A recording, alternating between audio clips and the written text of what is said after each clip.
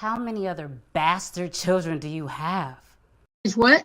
I said Malcolm alleged that some of Elijah's women were underage secretaries, and can you expound on that? Yeah, well, I guess they were, because they were there. I seen them. I seen them myself. It's all true. It's all true. Good evening, messenger.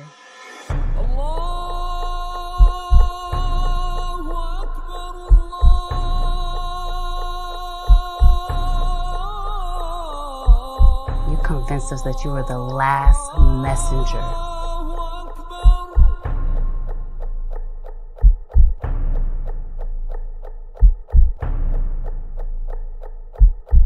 How many other bastard children do you have? Is what? I said Malcolm alleged that some of Elijah's women were underage secretaries, and can you expound on that? Yeah, well, I guess they were, because they were there. I seen them. I seen them myself. It's all true. It's all true. Good evening, messenger.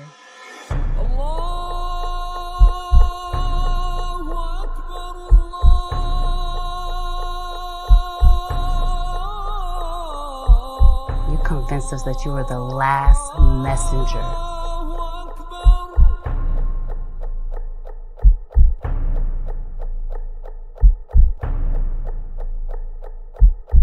How many other bastard children do you have? Is what? I said Malcolm alleged that some of Elijah's women were underage secretaries, and can you expound on that? Yeah, well, I guess they were, because they were there. I seen them. I seen them myself. It's all true. It's all true. Good evening, messenger.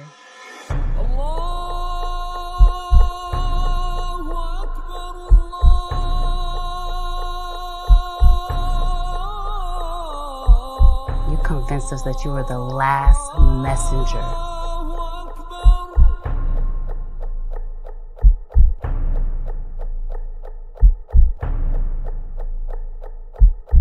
How many other bastard children do you have? Is what? I said Malcolm alleged that some of Elijah's women were underage secretaries, and can you expound on that? Yeah, well, I guess they were, because they were there. I seen them. I seen them myself. It's all true. It's all true. Good evening, messenger.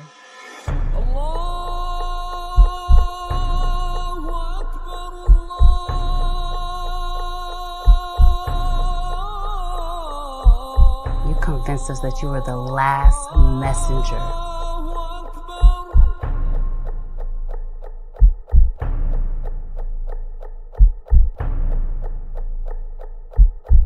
How many other bastard children do you have? Is what? I said Malcolm alleged that some of Elijah's women were underage secretaries, and can you expound on that? Yeah, well, I guess they were, because they were there. I seen them. I seen them myself. It's all true. It's all true. Good evening, messenger.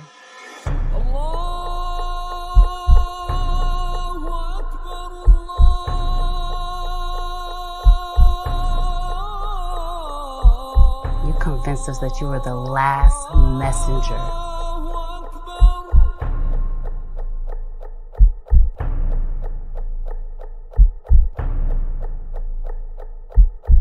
How many other bastard children do you have? Is what? I said Malcolm alleged that some of Elijah's women were underage secretaries, and can you expound on that? Yeah, well, I guess they were, because they were there. I seen them. I seen them myself. It's all true. It's all true. Good evening, messenger.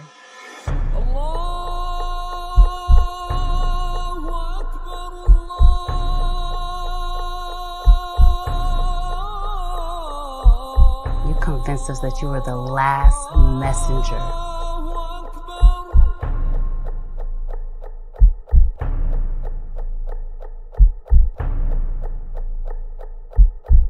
How many other bastard children do you have? It's what? I said Malcolm alleged that some of Elijah's women were underage secretaries, and can you expound on that? Yeah, well, I guess they were, because they were there. I seen them. I seen them myself. It's all true. It's all true. Good evening, messenger.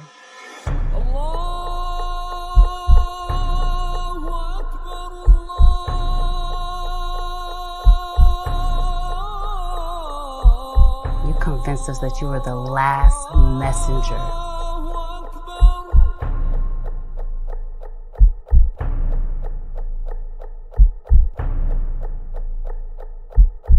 How many other bastard children do you have?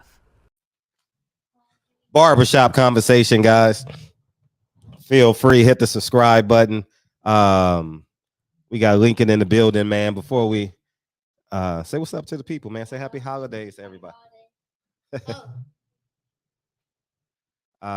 Who we got? We got GG, man. What's up? What's up, the real man? Appreciate you, Bird, man. Supreme Tax, man. Appreciate you. Harold, appreciate you. Benjamin, appreciate you. And without further ado, the award-winning, the most beautiful girl in the world, Kennedy Lenny Jean Hawthorne, ladies and gentlemen. Perfect.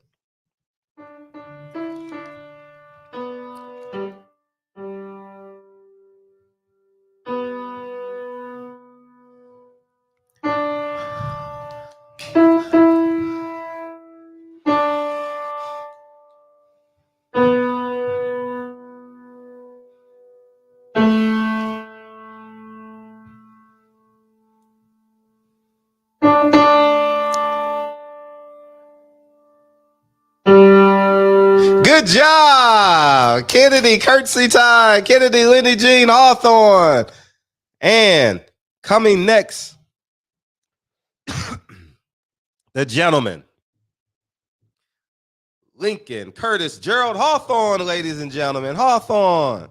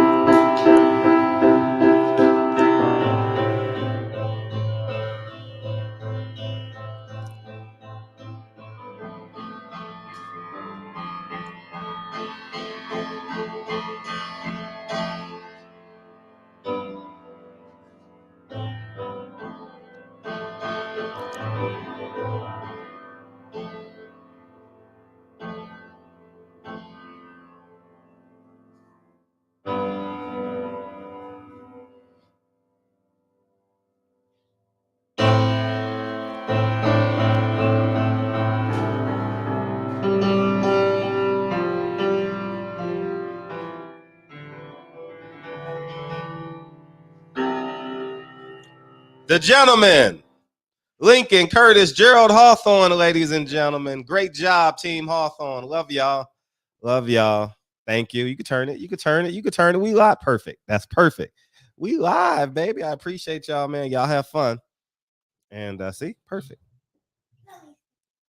Perfect. Teamwork makes the. Yep. Yep. Love y'all. Leave it open. Yeah, man. So we got recitals coming up. Our first recital since 2019. yeah, since 2019. So should be exciting, man. In person, that is. You know, we had some cyber recitals, but it's not the same during COVID. But um I appreciate you guys. Thank you guys for coming in, man. And um make sure you guys tip the chef. You know what I mean? Smack the chef on the booty once or twice, you know what I mean? Shoulder kisses, you know, butt rubs, you know, you know, antagonizer, you know, stuff like that. Do what you got to do, you know what I mean?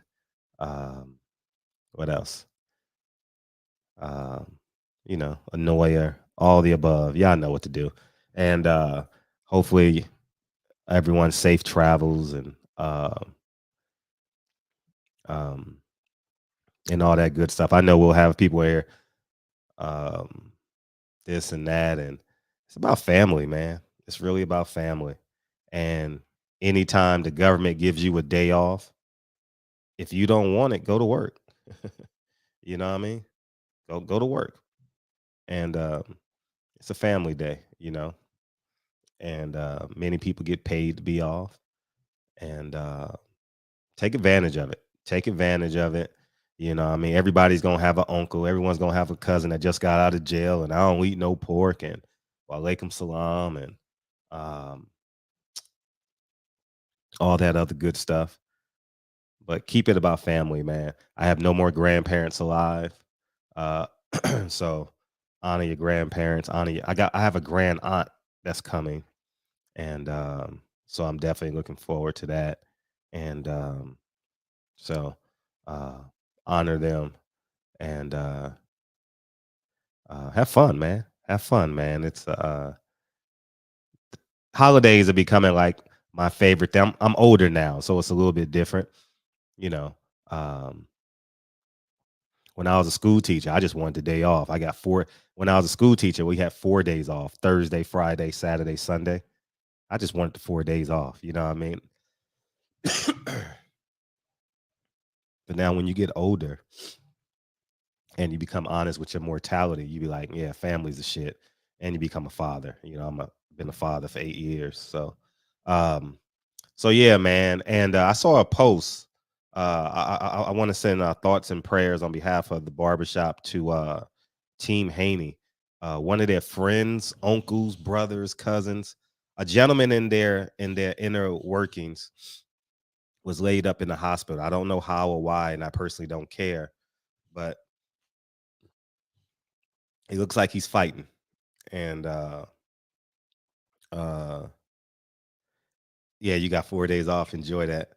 Um, he looked like he's fighting for his life, and so I want to send thoughts and prayers to Mr. Haney, um, um, Devin Haney, and Devin Haney's whole entire family. And I know many of y'all will never believe it, and I don't give a flying fuck, but I have a great deal of love for Team Haney, and I want nothing more than them to have a great holiday season and their family member come out of, it looks like a sedated coma. I'm not going to post a picture, but if you want to see it, you can go to Devin Haney and Mr. Haney's Instagram. So, and but yeah, yeah, we got a lot to talk about tonight. Before I get into this, man, I want to talk about something that I saw, and it really bothered me, dog. I'm sorry, but this shit bothered me, man. Let me find this video, dog. When I say this shit bothered me, it bothered me. Recordings. And what's up, KB? Thank you, man, for the yeah, while we celebrating shit we don't own, right? This shit really bothered me. Hey, it's Dana from Streamer. I'm so excited to announce that local recordings are now available on Stream. All right, so let me set the stage for you guys. So Skip Townsend is a is like a local reporter on our community here in Los Angeles. And he's been at it for a while. I'm unsure if he's a former gang member or anything like that, but he chronicles streets activities and people doing XYZ and coming together. So I'm subscribed to his channel. I don't watch much, but today was such a slow day. I said, let me see what he got. He posted a video and I watched it. And it's a black woman that works at Restaurant Depot. And she was alleged. Oh, he's a former blood. Thank you, dog. Thank you. I'm glad you said former. I wish he wouldn't have said blood at all. You know what I mean? I just wish he would have been like a man of great valor and integrity, which he probably is now. I've never met him, but you know, when you live in LA, you just know names. And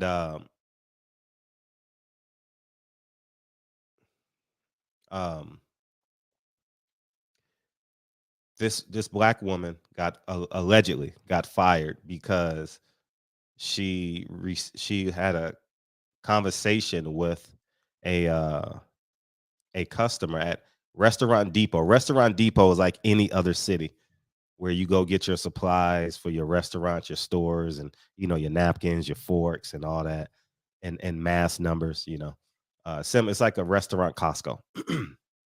And she was fired because she had a positive opinion about Kanye. And she said she walked in Tuesday and came out Wednesday for the and got fired Wednesday morning. But I want you guys to see what I see, though. Let me tell y'all something. This restaurant right here, they fired this black woman for saying she agreed with Ye, whatever you want to call him, Kanye. So she agreed with him, and if I could get a half a second with her, hold on 1 second. I'm gonna wait till she finished doing her business, but they fired her for just a statement she made. So now I'm gonna tell you who's out here. It's a lawyer out there, the Nation of Islam. You got Christians. You got, it looks like gang members, former gang members, media, and so on and so forth. Right? Got a family. She got kids. So the Nation of Islam and the community has come out, and we are not going to allow. What's up, brother? How you feeling, man? Yes, indeed. We're not going to allow her to lose her livelihood over her stating a fact, stating that she just agrees with what Kanye said. Now, we're not talking about being anti-Semitic. All right. I think that's pretty much what we need to hear, because I need to give my own monologue. There's no need. I'll put the link in the chat if you want to watch the whole thing. And his name is Skip Townsend. That's his name. And I have no qualms with him. But let me explain something to y'all. He used the term black, right? Let's just put me. He used the term black. He used it for ammunition, right? He says this black woman, right? And you got about 100 black men out there, right? And those black men are fighting for her to get her job back. In my eyes, I'm like, hold up. If there's 100 black men out there, why is she fighting to get her job back? I'm going to say it one more time. If there is 100 black men out there, because he used the term black woman,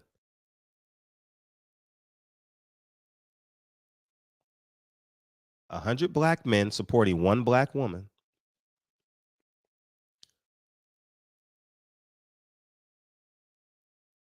why are they fighting to get her job back? You know what that speaks to?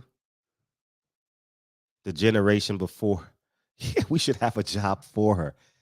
The generation before us failed us, man, in some areas. Because I know we got some older men that are great assets to this platform. I'm not going to overgeneralize. They failed. They fucking failed, y'all. Do you understand what the fuck is going on? A non-black man, because he used black, so I'm assuming that the boss is non-black because he says black woman. It's about race now, right? And her opinion is her opinion. That's cool. But the fact that there's 100 men with no power, you can call them Christians, Nation of Islam, former gang members, this and that. If that's Dre, if that's Kennedy, I'm hiring a lawyer. And I can fuss. You can do all of that. You know, stir up some media attention. But the one thing Kennedy and Dre will never do,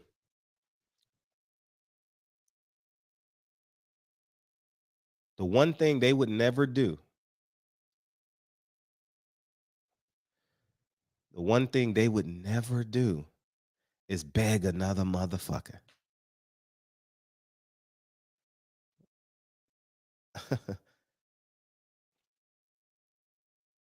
Never. My daddy got this.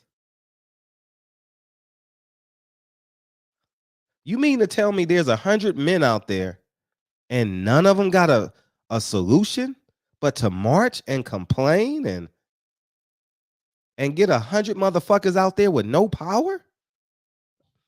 I'm gonna show you something else too. And every person in the United States suddenly visited your website, would it crash? I want you guys to see the big picture. He just said that, you know, he was iconic and she appreciated who he was for the deal. And after talking to her lawyer and talking to Passion doesn't. So we got these brothers out here, the pastors out here speaking. Well, let me ask a question though. Shit. Her name is Passion. Oh, you can't see it. Look at these pastors, man. I ain't gonna even lie. I want people to go to war with me. I respect the support. I want people to go to war with me that look like they can go to war. We can talk all the bullshit we want. Nah, I want motherfuckers that can look like they can go to war. You can say what you want about Martin Luther King. You can say what you want about Malcolm X. You can say what you want about whatever. These pastors today, Louis Farrakhan, they don't look like they can go to war. They look like they're hungry.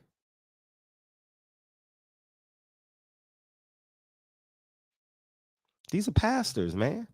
I'm not being disrespectful. I'm just telling you, as men, I'm not saying we got to be bricked up and have abs and this and that, but your fucking belly, if you are a leader in the community, your belly shouldn't be hanging over your belt line.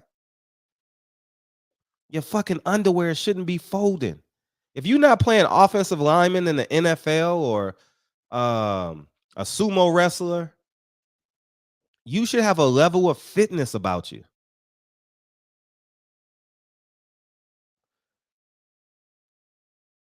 And I haven't even looked at the crowd, but I'm willing to bet that this is pretty much what the crowd looks like. Back, or is she gonna be under some kind of scrutiny? Will it be tension? Will it be stress on her? So this is the deal. This is after talking to her lawyer and talking to Passion. Passion doesn't want to come back.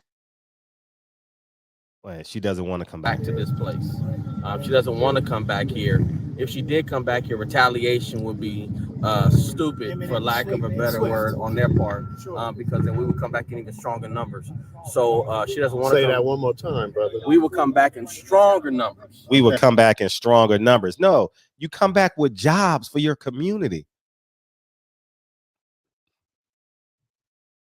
Jobs for your community, man.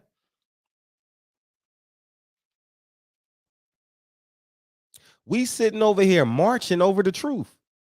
The truth is her name is Passion. I'm not being disrespectful, but when you look at this picture, she has 3 kids, 2 are autistic. Where is it at? She has 3 kids. She has 3 kids, 2 are autistic.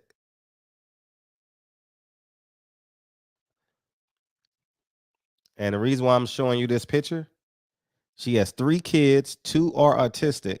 There's no man supporting her.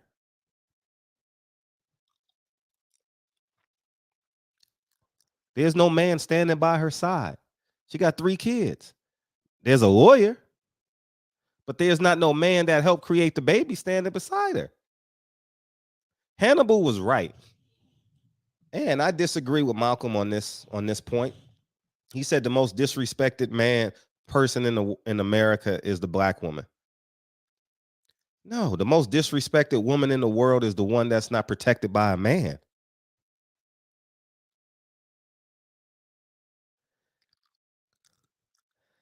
Yeah, I know Birdman, but I'm talking about on a macro level. I'm not talking about outlier experiences. If you put 10 fat guys in a basketball in the NBA game versus 10 guys in shape, or 11 in shape guys on a football field, 22 guys, the in shape guys will outlast the obese guys 9 out of 10 times.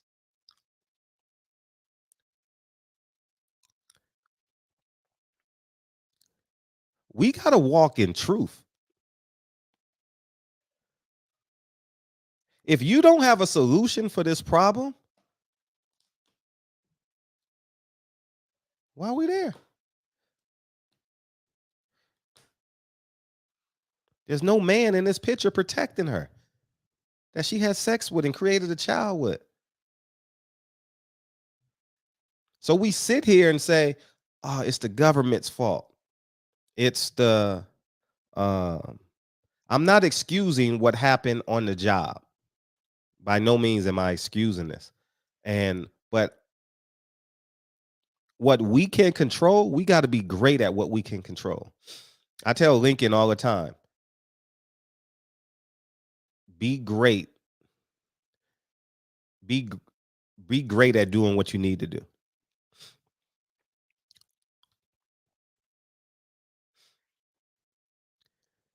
And there's no man protecting her. There's a lawyer. And I sit back and I see the big picture.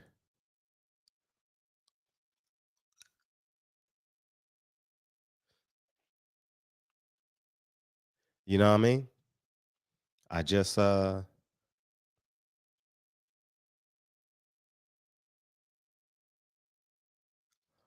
so I say this.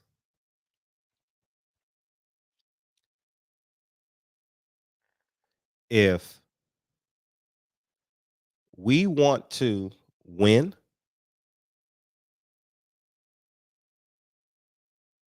we got to get our asses in shape. Physically, mentally, financially. 100 black men crying over a job. Huh?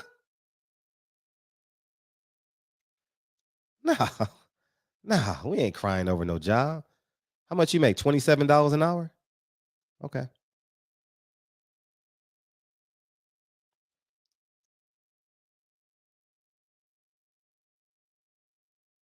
Well, even if you can't get a job, how much are your bills for the next 2 months?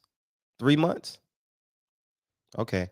100 men gonna come together and pay your bills for the next 3 months, and we'll canvass the community, and we'll canvass the community and find and help you get a new job.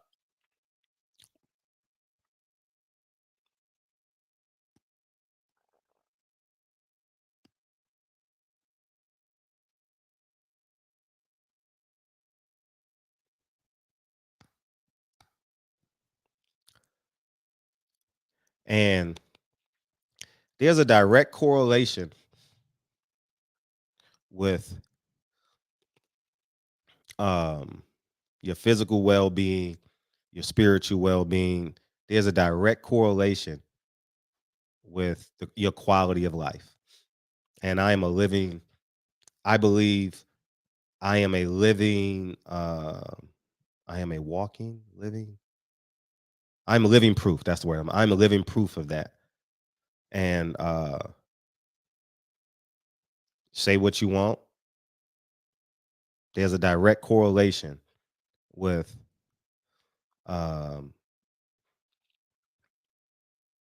living a prosperous life and diabetes, hypertension, high blood pressure, 60 years old, all that good stuff. And but this is one sec. Good pass. But I'm not gonna sit here and beg. I'm not gonna sit here and beg. I was laid off. I'm gonna give you guys an example of how not begging works, holding yourself accountable. I was laid off at 27. I believe I was a millionaire by 34 or 35, somewhere in there.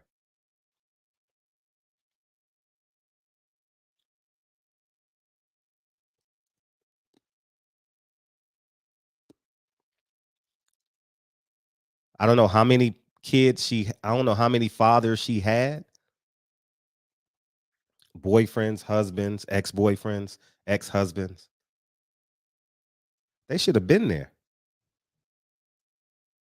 That's about men holding men accountable. Where's the fathers of your kids? Why aren't they here? Isn't this about their livelihood? We don't hold men accountable. We're going to hold them accountable. I don't know. You know what I mean? And then we have how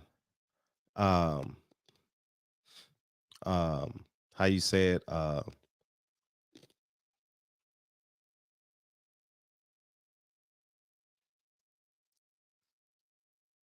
you know, it is what it is, man. I hope they get the outcome they're looking for. I really do. But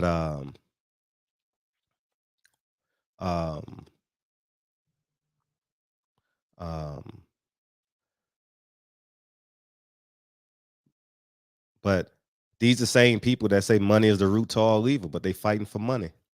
You got pastors out there, Nation of Islam, Christians, Muslims. Money is the root to all evil. But every time you march, you're fighting for money. Reparations. Tax exempt. Don't pay taxes on your church. I'm hungry. I need gas. I need a car. Money is the root to all evil. Don't listen to them.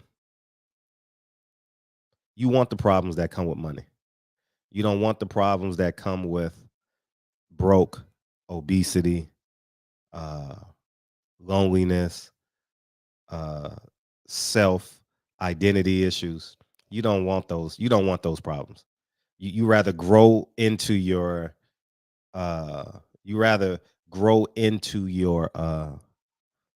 learning how to handle yourself with money. You'll mature. And but it's just the reality of this thing, man. And I'm gonna say it again. I disagree with Malcolm when he said the black women are the most unprotected woman in the world. No, the woman that's not spoken for by a man, as Hannibal said, is the most unprotected woman in the world. And she has 3 kids. I'm just gonna go and I'm just gonna go under the assumption that she has one baby father.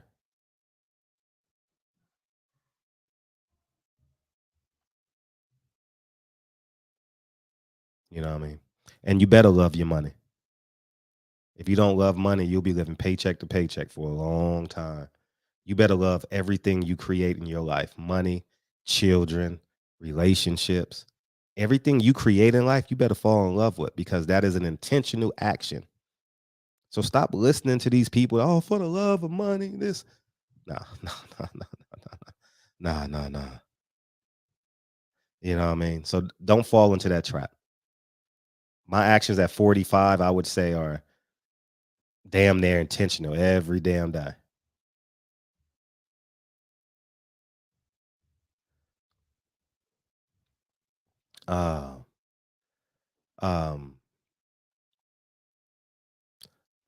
And then I want to talk about, you guys can chime in on that. And then before I get into this article, let me find this shit. Erickson, E-R-I. All right.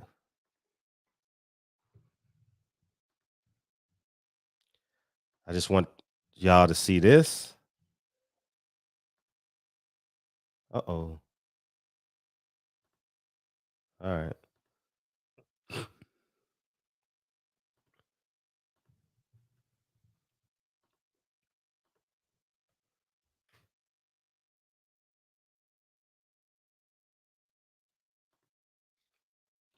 Can y'all see that? That's Erickson and Lubin saying, another PBC fight. I thank you for the person who sent this to me. If you look at Erickson Lubin box rec, which I didn't know,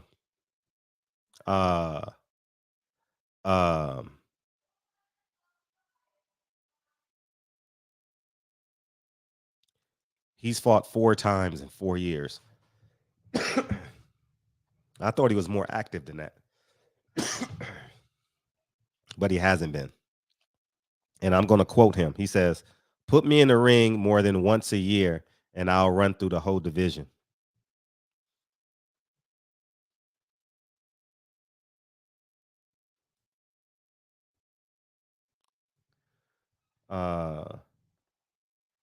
Put me in the ring with more than once a year, and I'll run through the whole division.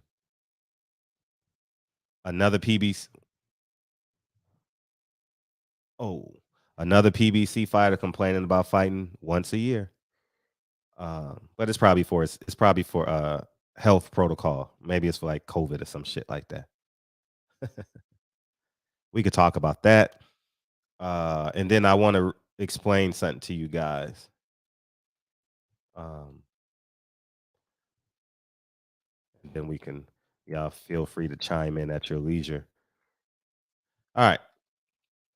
So Paramount Global, over the past 12 months, has y'all know who Warren Buffett owns Berkshire Hathaway, right? And over the past 9 months, as of last week, no, 2 weeks ago, I forgot to do this story like November 14th or 15th or something like that, and it slipped my mind. And but Warren Buffett owns 15% of Paramount Global. And you said, Fred, why is that important? That basically gives Warren Buffett so much leverage as it pertains to, let me take that off because I know it's probably bothering your eyes. There we go. He owns 15%, but let me pull it up in the article so you guys can read it as you guys. What date was this? November 15th. Yeah. November 15th is when I got it. I should have did this last week. So the increased position makes Berkshire the largest outside investor of Paramount Class B shares, around 15%. You guys see that? So that's like the Redstones. I'm not sure if you guys know. Is it the Redstones? Yeah, the Redstones. This is why I tell you guys, just follow the money and you'll get your answers. If you follow opinions, Then you got to follow another opinion. Then you next thing you know, you just want to listen to a beef, you know what I mean? And what he gonna say about that person, you know, but the devil's in the details. And I don't know how true this is, but Warren Buffett has a relationship with Terrence Crawford, as you guys saw in the thumbnail. They're both from Omaha. And 2, he has a relationship with Floyd. And I don't know if the second hedge fund was Warren Buffett, but Warren Buffett will be a major player, because if you are planning to be, if you plan on,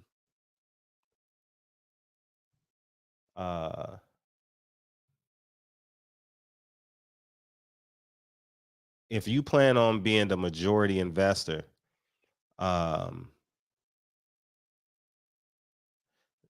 you want power. And even if he doesn't have like the physical power, Warren Buffett in the stock market, thank you, Redstones, thank you.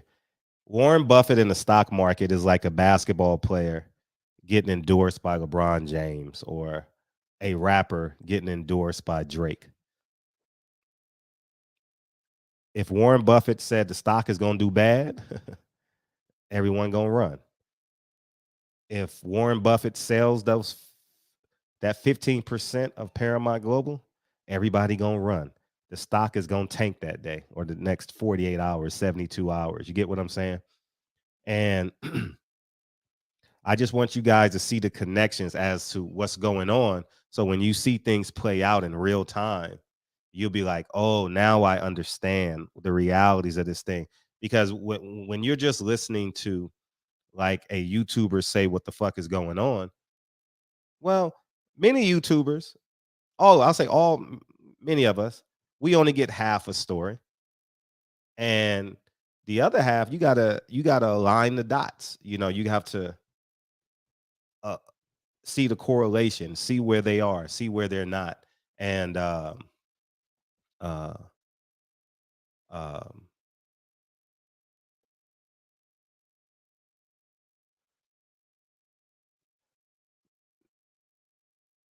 and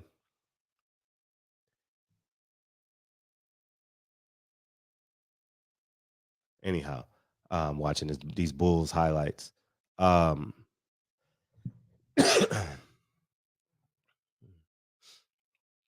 So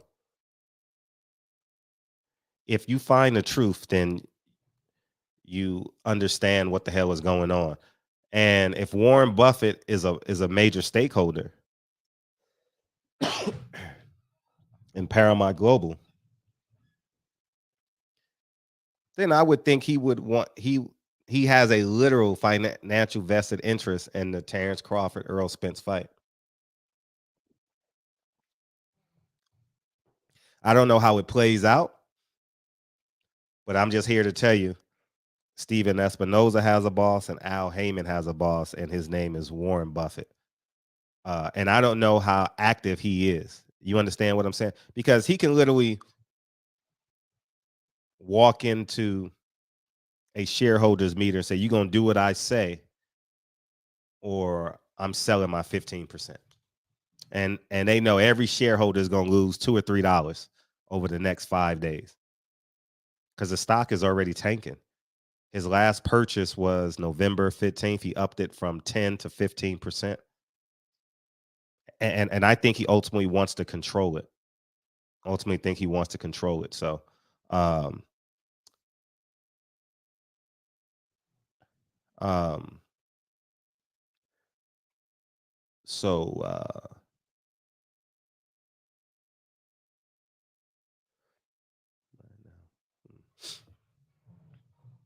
so we can go any way we want to go with it. You guys have options. And Erickson Lubin, you can comment on the black woman that has 100 black men supporting her. Or you can comment on Warren Buffett being the majority stakeholder of Paramount Global. How will that or will that impact Spence Crawford? Let's see.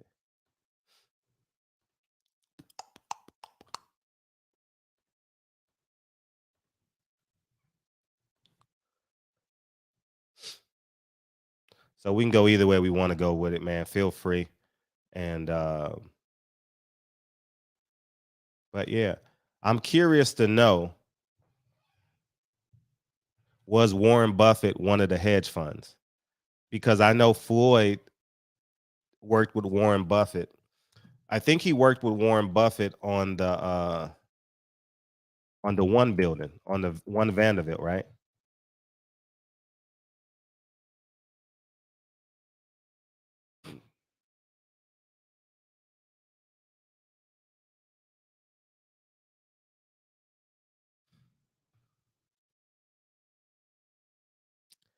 Yeah, I don't know. Let me see if I can find. I don't know if he, because I know Floyd said he's an investor in that, but I know they did some business with Coca-Cola, right? With Floyd Mayweather. I remember him being around for the Manny Pacquiao fight, if I'm not mistaken. I remember him being in the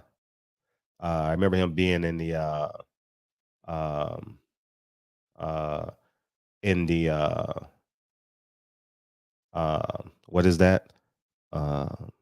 What is that shit called? 24-hour access. I remember that. So yeah. All right. 1 second. Hey, what's up? What up, fam? How you doing, brother? That's funny that you mentioned that you believe that one of his investors may have been Warren Buffett, because I thought the same thing when he first said it. Mm-hmm. You know, when he said that he had somebody that give him both $25 million, I said that could only possibly be two people, Warren Buffett or Canahan. I thought it was Warren Buffett more so because I've heard that he had a relationship with Warren Buffett, because I believe, if I'm not mistaken,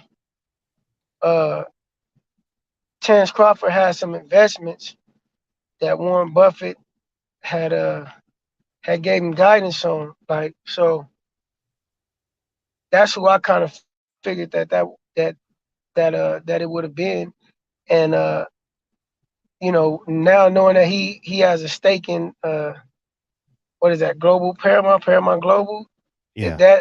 it makes sense. You get what I'm saying? Like you say, when you connect the dots, you know, it's reasonable to conclude that, you know. Yeah, I don't know. I'm just saying, but Yeah, but when it's reasonable though.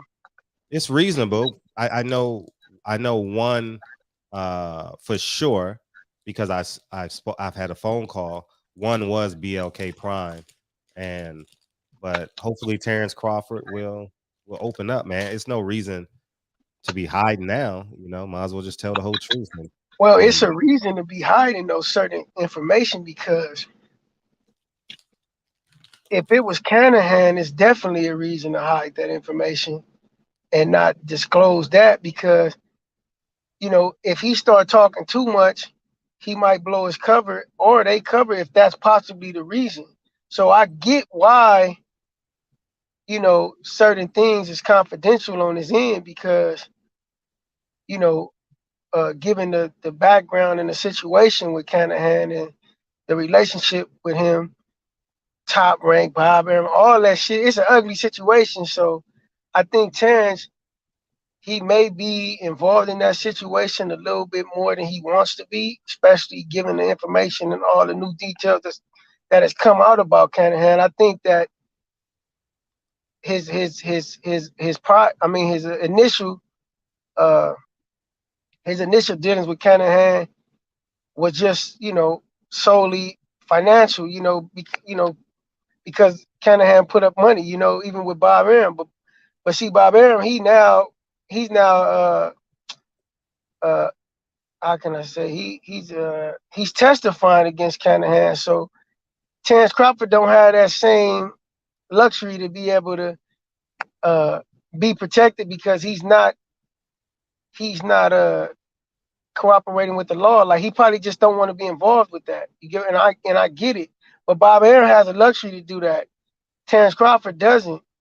So when I look at that situation in depth, I understand why Terrence is, he just may be a little bit in too deep on that end, Yeah, I don't think no one's touching Daniel Canahan money because the DOJ is involved. So, am I just because I've been audited before, and when you get audited, you got to show everything. Oh my gosh, it is tedious, right? Because when your income jumps from like 100,000 to like 600,000, and it's alarming, and especially when you're an entrepreneur. No one will touch Daniel Canahan because if you're doing something legal or illegal, you don't want it to hinder your movements. So I genuinely don't think that Daniel Canahan money is in play as it pertains to Terrence Crawford, because the DOJ is already on him. They already got him on his he's already on a watch list because he can't even come into America. People that's associated with him can't even come into, like Tyson. But he's already got dealings over here though. Like I believe that he made connects that are still over here and that are still possibly could be funding his money through the system. I believe, I could be wrong, but he had already made an impact on American soil with what he was trying to do. So given that situation, it's a fact. I believe for a fact that Terrence Crawford had dealings with him, not with the knowledge of knowing that this dude was who he was, but just for the simple fact that it was through Bob Aaron. You get what I'm saying? And see, when the shit got serious and hit the fan, Bob Aaron went belly up. He said, fuck it. You ain't about to crumble my empire, motherfucker. I know what this is about, So Terrence don't got that luxury, and I don't think Terrence gonna roll over like that anyways. And he don't have to, because his, he not the one that dealt with him directly. You get what I'm saying? But he indirectly probably dealt with him. I'm quite sure he probably had conversations. Canahan probably had directions he wanted to take him aside. You never know. He probably said, "Hey man, I'm gonna move you over here and get you away from." We don't know the extent of their relationship, but I can say that it was a relationship there, because Terrence was suing Top Rank, correct? Yes. Mm-hmm. And it didn't go to court, correct? It's still in court. Or did he settle it? No, they're oh shit, I forget the language Bob used, but they're in like some finding period. You got to go to the last interview. Oh, okay, well, I could be entirely wrong. It's just something that I gave attention to and thought to. But go ahead. No, go ahead. What were you gonna say, brother? No, Terrence. I mean, Bob said, what did he say? He was signed to Daniel Canahan or something like that. And, yeah, I think something like that. Yeah, but Bob is playing the legal game. He's like, man, I didn't touch none of that money. I didn't touch none of that. Yeah, he playing the legal game, but he also probably he probably also used Canahan's zealousness against him, knowing that he wanted to clean up his money and he wanted to do it in boxing. So that's when Canahan probably directly hollered at Terrence Crawford, and he probably is signed to him on some level, and he probably has some obligation to him on some level, because Terrence out that deal. Like, what else would have gotten him out of that deal like that? You get what I'm saying? Like, I'm just saying it's a possibility. I don't know. I'm just putting two and two together and thinking about the possibilities that could exist, I mean, I don't know how he would get the money. Like, you can't. I mean, every dime that Terrence Crawford touches, probably until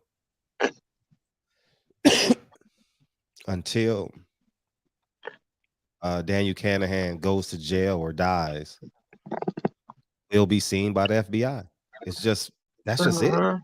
I mean, so all his bank. I'm not saying they season him, but I mean, it's no secret. The FBI is on it. If they want him, they can get him. And I mean, someone should ask Terrence Crawford, was he ever questioned by the DOJ, the FBI? Did they come to his house? Did Yeah, he but get a phone? I don't think Terrence got no dirt on his hands. I know he don't, because again, he wasn't representing himself. He wasn't the primary subject in his own representation. Bob Aaron was. So Mhm. they know that. Like if they at this point, if he had any dirt on his hands, it would be over for him. They'll make a prime example out of him right away. Like I know he don't have no dirt on his hands. Like, and anything that he could be tied to is not even his fault. But I don't even think it's that to that level. Like I said, I just gave it thought that when he mentioned that he had investors, it was either two people that just came to my mind. It was Canahan and Buffett. But Buffett came to my mind first because I know that he got a relationship with Terrence Crawford. I've been knowing that for years. And I remember we talked about this when I told you when we was talking about Terrence Crawford when Mhm. years ago when you were saying that he should get out of that contract with Bob Aaron, and also too that he wasn't making as much money. We were talking about how different people view success, and I'm like, maybe that Right. dude, maybe he just happy that he's, you know, making this X amount of dollars. And I said, I'm quite sure he got good investments because he Mhm. connected to Warren Buffett. So Mhm.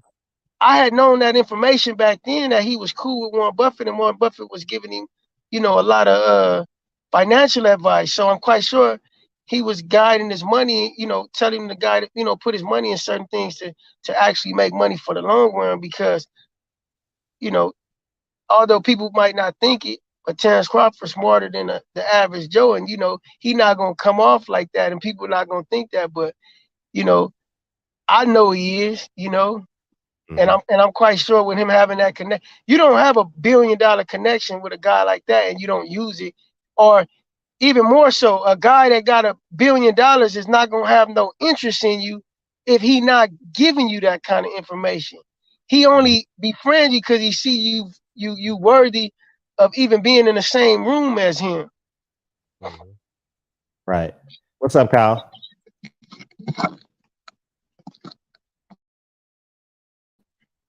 What's going on, Kyle. Big Fred? What's Hey, happening? what's up? Man, not much, man. What's going on, man? Great conversation, man. Thank you. Bro, that's a big deal, though, man. Warren Buffett getting involved and shit with the CBS, what they call it these days. Well, Paramount Global. I think it is. This boxing stand though. This, you know what I mean? I mean, he's kind of a boxing fan, all right. He kind of like boxing a little bit, right? I think he's an Omaha fan, and I think he's a success story fan. You know, he's a venture capitalist. You know, Yeah. he saw Floyd about to make $250,000 against Pacquiao. I did a video on this. He saw money. He's like, man, I Yeah. want shit. I want to use his money. You know, and so yeah, that's what I believe. Yeah. I mean, I just want to see what they're gonna do with the boxing. You know what I'm saying? Because everything you're saying is coming to light. You know what I mean? And now you got Showtime working with PBC and working with DAZN now. All of a sudden, Mhm. so any other time they wouldn't touch DAZN. Now all of a sudden you got DAZN and PBC and Showtime working together. So it's got to be some type of validity to what you're saying as far as the money is drying up. And Yeah. if anything else, the budget has dwindled a little bit. If they're not broke, the budget isn't as big as it once was. You No, can say that. it's not because the fights that they're announcing are pay-per-view fights. They haven't announced they haven't announced no schedule for non-pay-per-view fights. You understand what I'm saying? Mhm. So because there's no absolute budget that Steven Espinoza can earmark. I'm gonna put this money aside for this one, that one. All we heard is Jamel Charlo, Tim Tszyu, Tank Davis, 2 fights, Deontay Wilder, Andy Ruiz, and the other good fight that we want to see, Caleb Plant and David Benavidez. So it's like 5-1 in terms of the fights. You got one free fight versus these 5 fights over here. That's going to, these 4 fights over here. That's going to be pay-per-view. So we'll see January 1st, man. We'll see. But I mean, it's hitting the wall, man. More and more fighters are coming out. I vehemently believe that Earl Spence wasn't just talking about Terrence Crawford yesterday in that tweet, and I'm pretty sure Eric Rubin wasn't talking about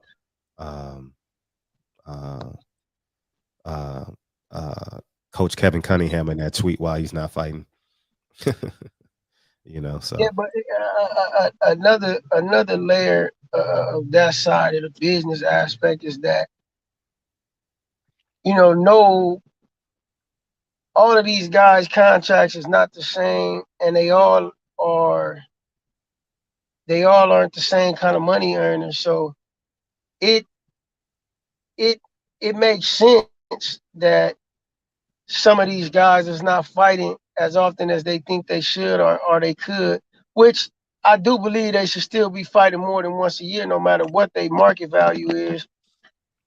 But at the rate of pay that they feel like that they should be making, it's like, really, you're not an earner like that. Like when a company is struggling, you going to your aces to recoup. You get what I'm saying? And if you're not an ace, then you're gonna be on the back burner. Like this has always been the case, even with Don King and Bob Aaron back.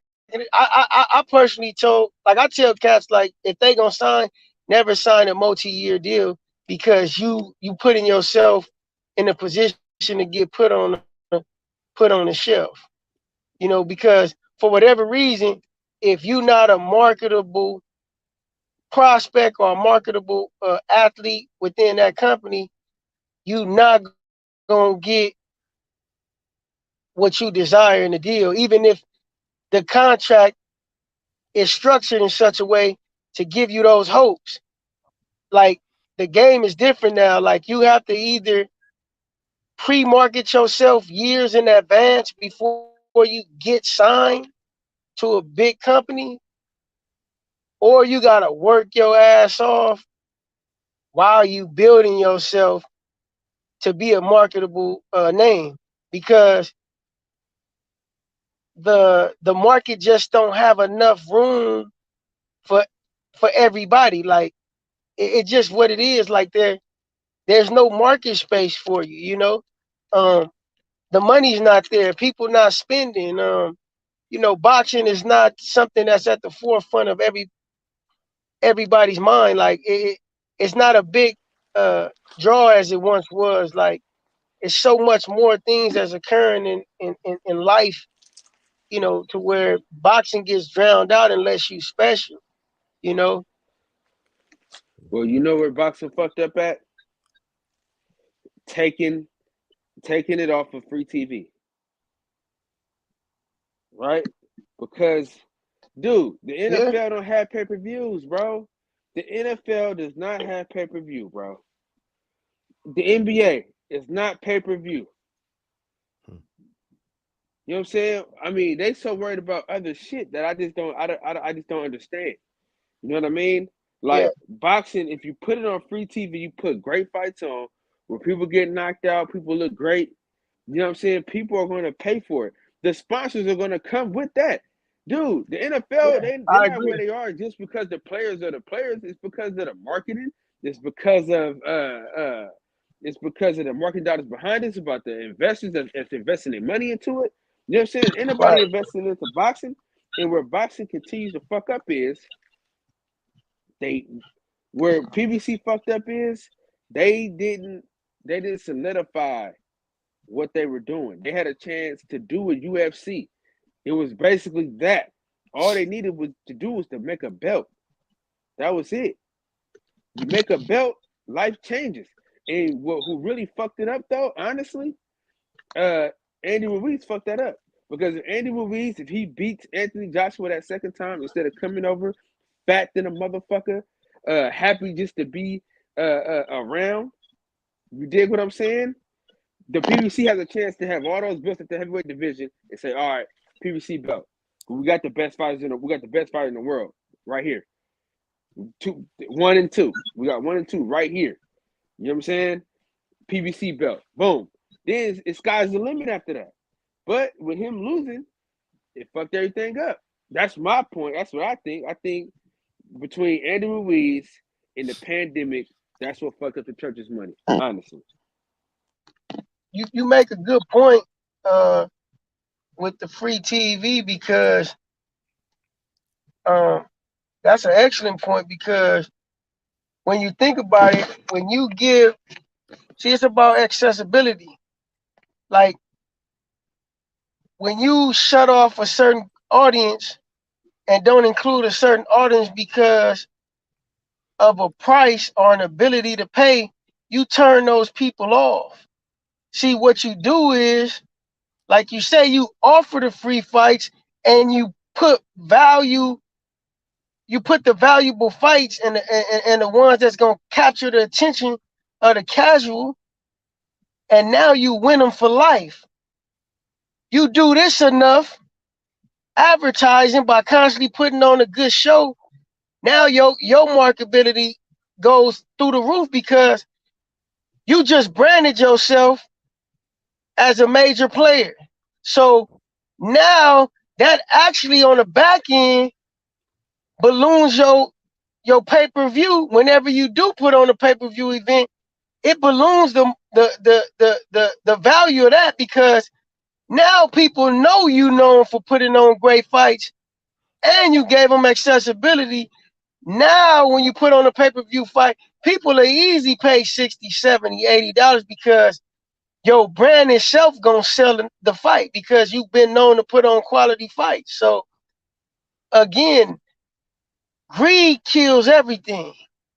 And that's what I believe more than anything hurt PBC potential growth because they came in too fast. They was too hasty, and it was a money grab right away, and it wasn't.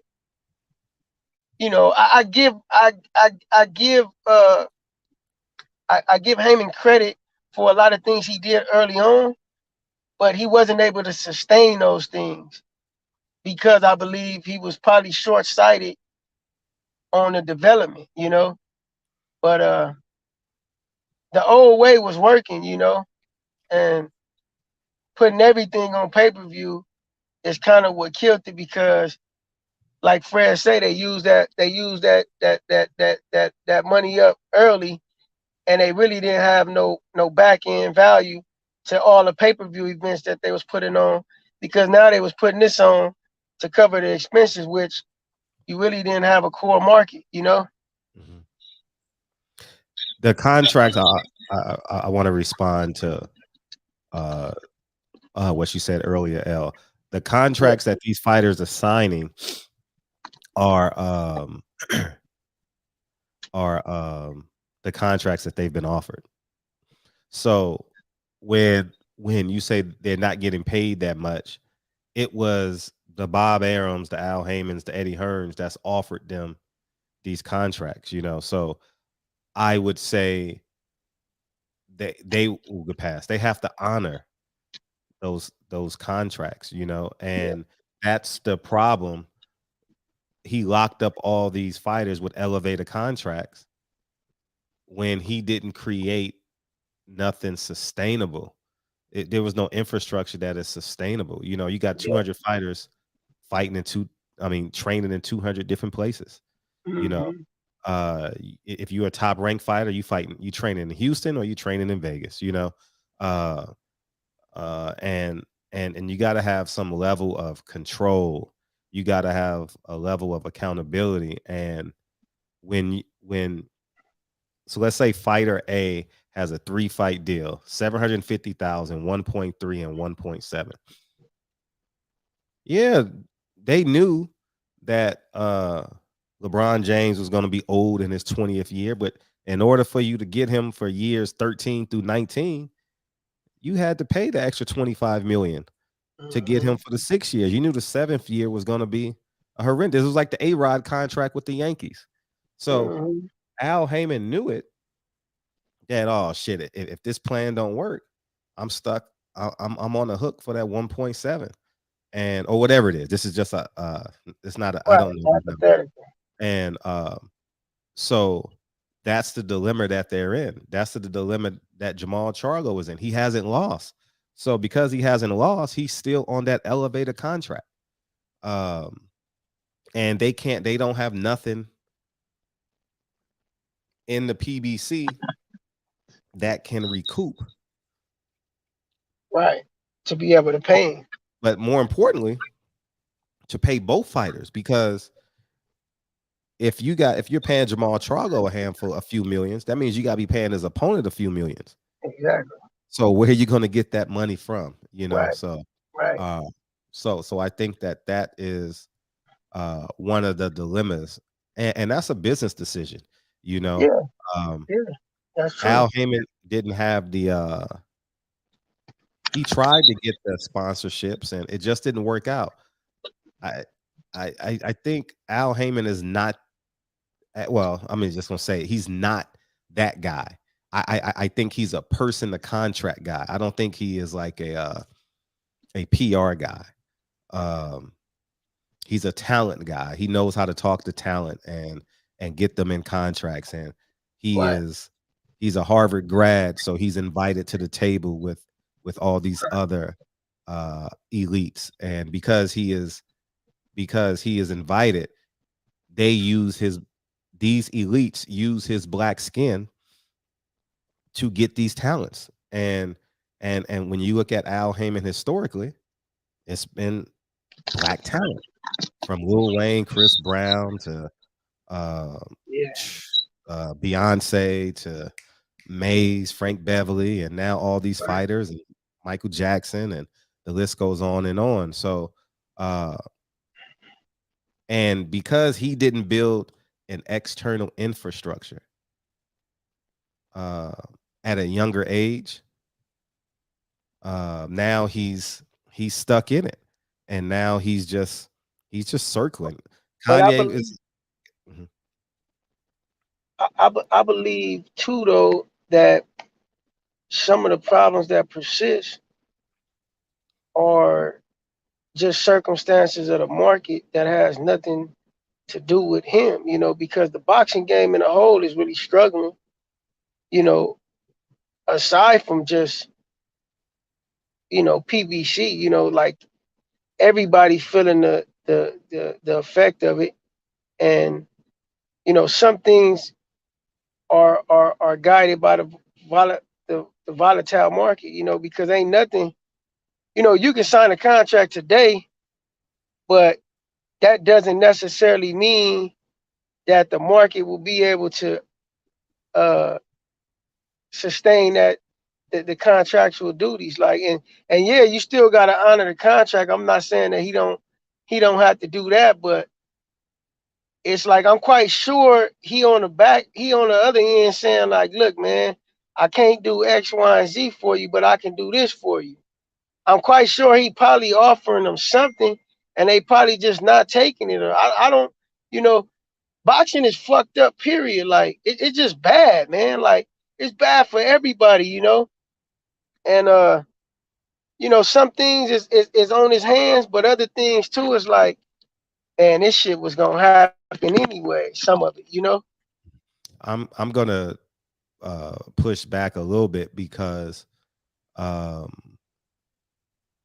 we laughed at I even laughed at Bob Arum when he came. I said, "Why are you putting that bullshit on ESPN?" He says, "Well, I have to." You know what I mean? And and feel free to watch that in my interviews. And that's the problem. He had a plan, and regardless, he said, "I still have to pay the people. I still have to do XYZ." And because everyone was all in, he had infrastructure. He had a leader. You know, it's not just everyone just Right. doing what they want to do. So that's lack of leadership. And as important to that, that's lack of foresight, because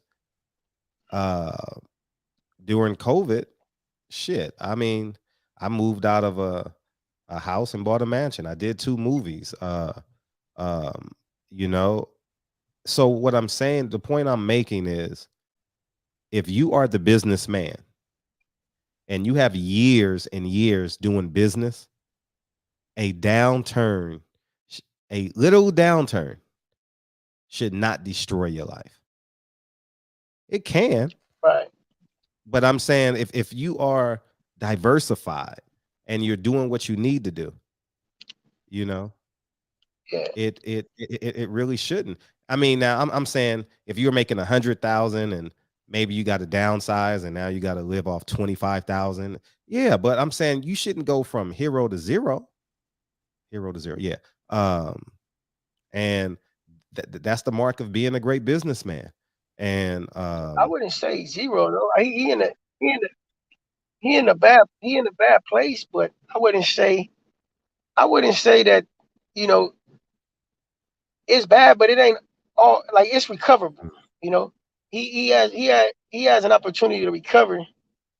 Uh, you know, just based on the pieces in place that he does have left, and just being able to ride this thing out. Like, you know, you learn as you go a lot of times. You know, and he don't have the same years of experience Bob Arum having. You know, Bob Arum has seen plenty of recessions. He done seen plenty of downtimes. You know, he's got a plethora of experience, you know, years at it, you know, and uh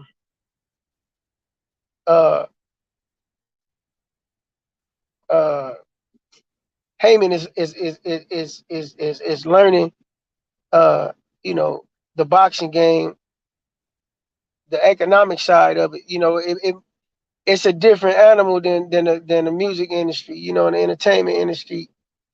In that sense, you know, it's a bit different, you know. But the fact that he's still afloat shows that he has just enough structure to be able to bounce back. You know, I will say that. Like, PBC is still putting on shows. PBC is still providing some quality for the boxing fan. It's not at the rate in which we seen initially, or what we would love.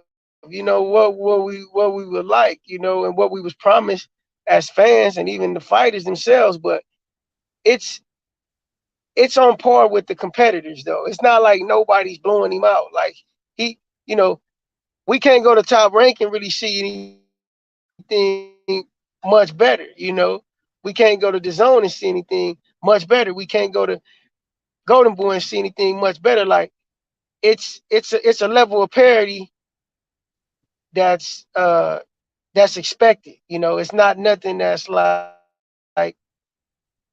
oh well, this dude he's about to fall off the ledge. You know, yeah, it's a lot of disgruntled employees, you know, but you know, shit happens. You know, this is just for the most part.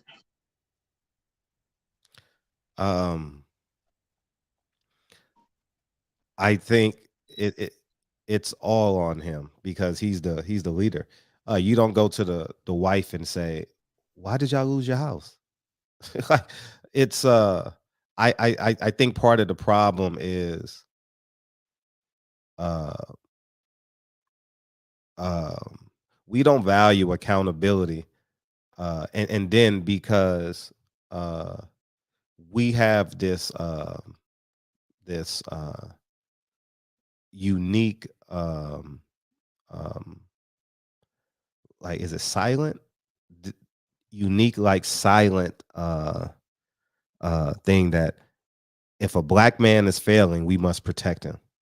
And if a black man is doing wrong, we got to wait till the white man tells us he's doing wrong. And Right. You got to have a vested interest in who you associate with.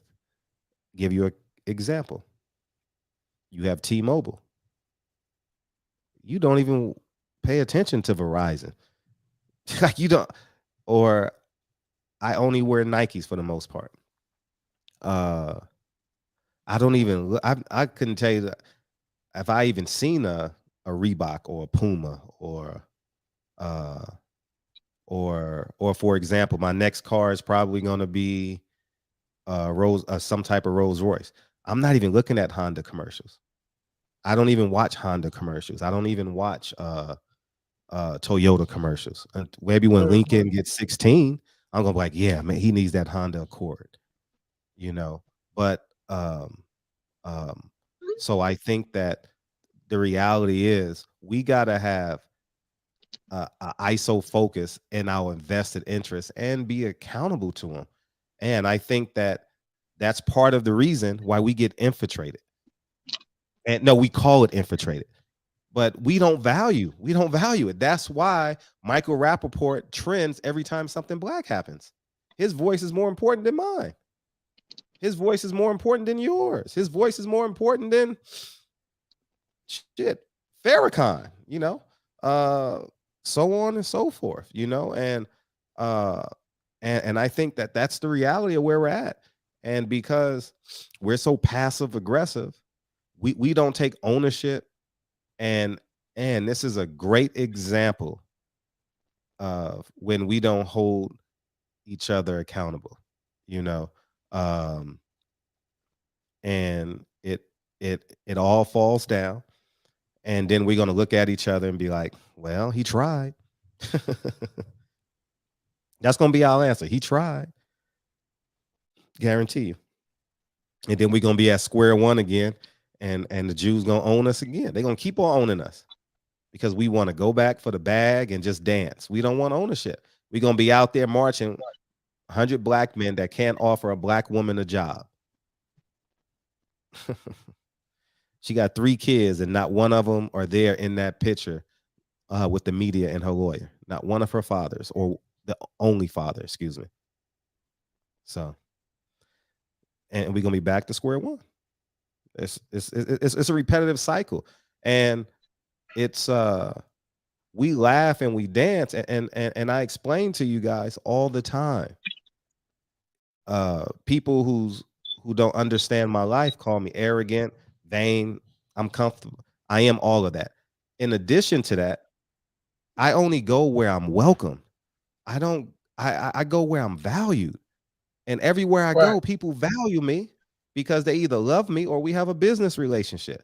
Right. I purposely pay $70 a month to go to a gym. I purposely pay for a PO box because it's a convenience. Right. And I think we got to start living in that manner. We don't live in that manner. I was watching, you know, I have a lot of thoughts when Lincoln is working out. Right. Because obviously he's a resemblance of me and he's my son. And I'd be like, damn, it's the resources that you are able to give your child is the difference. It is a lot of the difference between like what they will be. Oh yeah. And when they leave your house, however old they are. Yeah. It's the trajectory of their life course, you know? Yeah, because I'm like, I never had a trainer in basketball. Yeah. Never. Not one session. Never. My whole career, I never had a basketball trainer. And that was the difference right there. The difference. That was the difference. If I would have had a trainer at 8 and your development would have been through the roof early.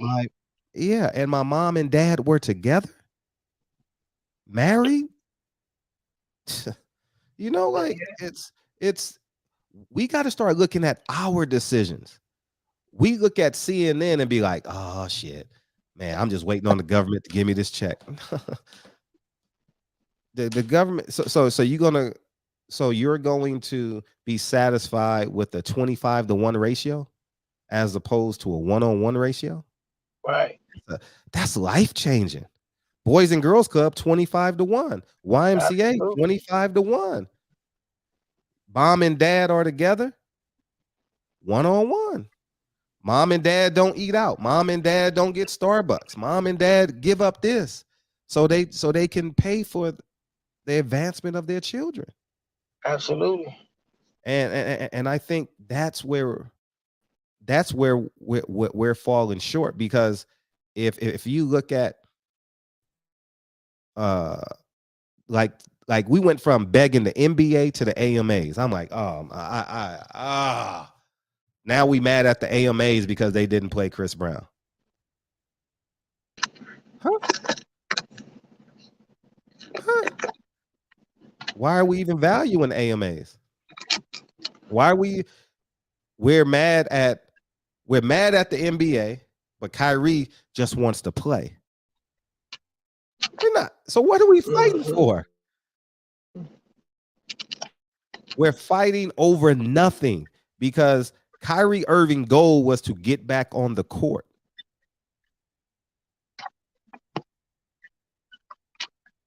His goal was not to uproot the NBA. Yeah. His goal was to catch a pass from Kevin Durant. Yeah.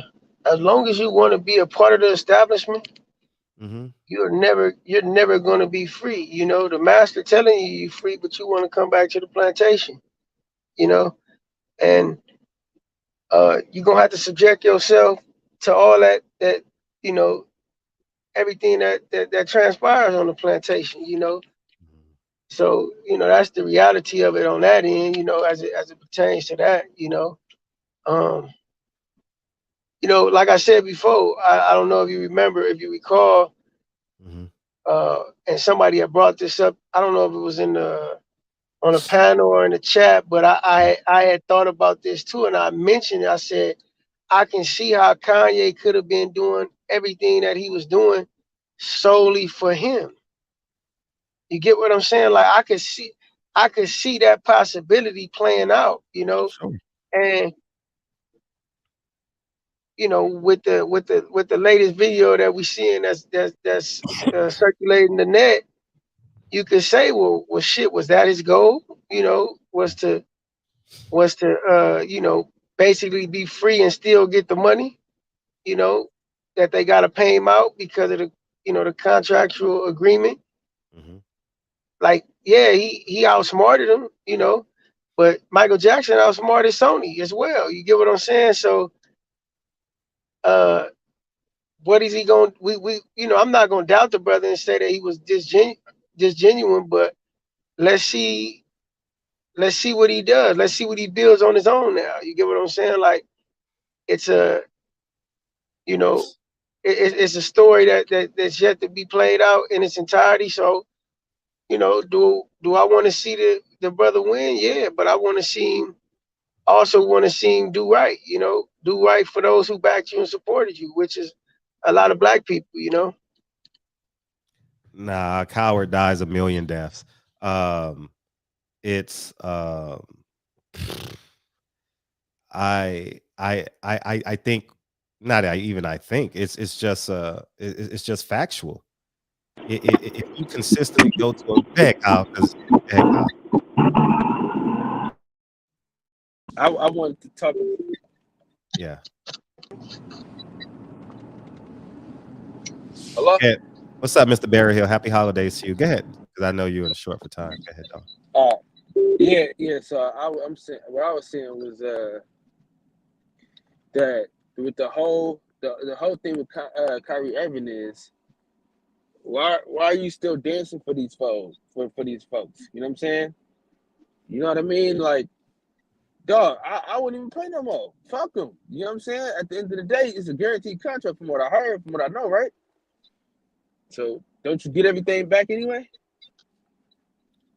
Yeah, I mean, yeah, play that game. I that's the game I would play. I ain't gonna even lie to you. How many years left on this deal? Okay. Shit, you got like what, 1 or 2 maybe, right? I don't know. I'm just I got 80 million guaranteed on this deal. I would have played it. I would have played out because it's guaranteed money, you know. I would have gotten injured, I would have did this, I would have did that, you know what I mean, mental health issues, whatever the case may be, that would have got me my guaranteed money and filed the grievance and all that stuff and then I would have left, you know what I mean, or I would have asked for give me a buyout.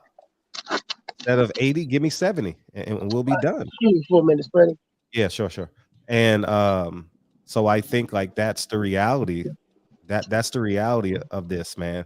You already got the money, you already signed the contract. There's very few places you can go get that amount of money because once you get out of that contract, you are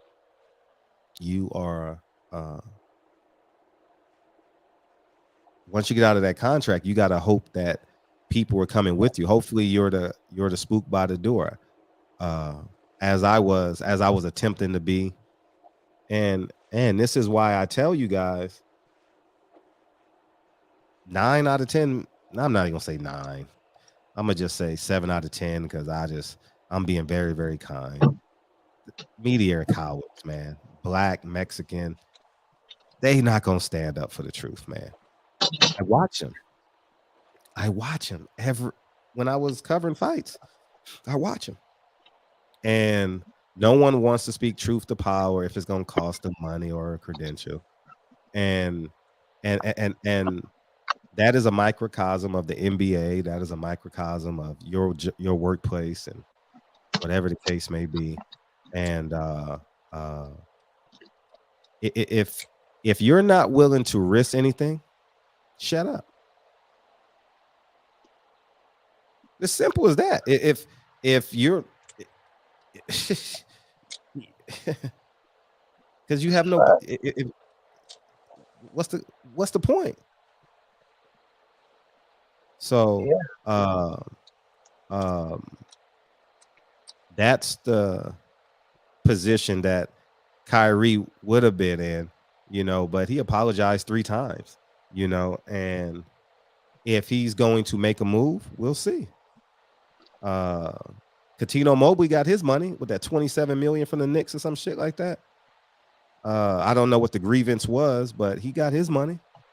But that's fucked up though that they singled him out and just like he really didn't do nothing at all. You know, they kind of wanted him anyways from previous, you know, actions and what they view as transgressions against the organization and the establishment as a whole.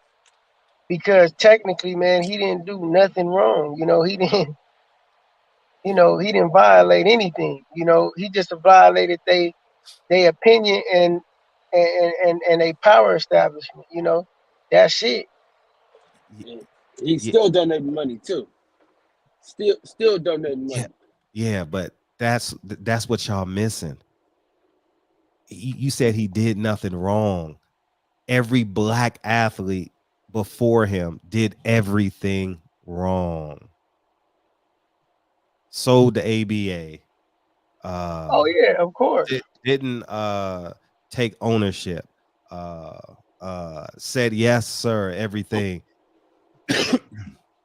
Released a power of attorney. The agent got more power than a wife. Kareem Abdul-Jabbar loses everything. Kevin Garnett loses everything.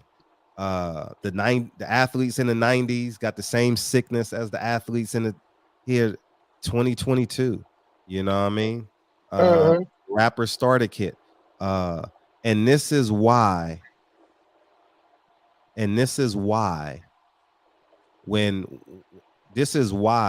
we subconsciously give blind faith to a man like Al Haymon, I'm gonna say the reason why I gave blind faith to Al Haymon, the reason why I wouldn't say 100% blind faith in BLK Prime, but the reason why I'm hopeful, I don't know, got some Obama hope left in me, where I want them to succeed. And when you got a man like Al Haymon, who got all these black athletes unprotected, Jay-Z sells out the city of Brooklyn, you know what I mean? And they use him as a PR mogul, and you know what I mean? And it's He been a fucking sellout, bro. He been a fucking sellout, dude. Yeah, but I'm talking about how we literally see it play out. You know what I mean? I'm not just talking about on just a macro conversation. Like, these are like examples of how we literally see it play out every time. Every time. And we just sit and allow it and allow it and allow it. And then we're satisfied with just complain, oh, he didn't get his AMA award. Oh shit. I sit here sometimes and it's astounding when you really think about it. It's astounding. It's astounding foolishness, because with us, we the only group of people where everybody has answers, but no one has a solution. You know, and the answer comes in forms of dialogue, just talking about it and being able to dissect it and call it what it is. But the solution is the action that you put forth, which is totally going against the norms of the establishment. And like you said, risking something. But in order to build, you got to tear down. In order to take a step forward, sometimes you got to take a step back, which means just totally removing yourself and then moving in a different direction. But nobody really wants to do that when there's this thing called money on the line, because we've been conditioned mentally and every other way to value money more than what is necessarily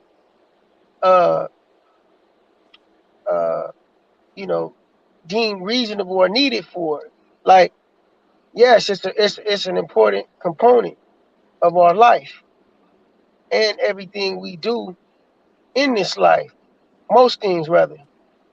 But my viewpoint on money is that it has a means to an end, and it also has a point to where you don't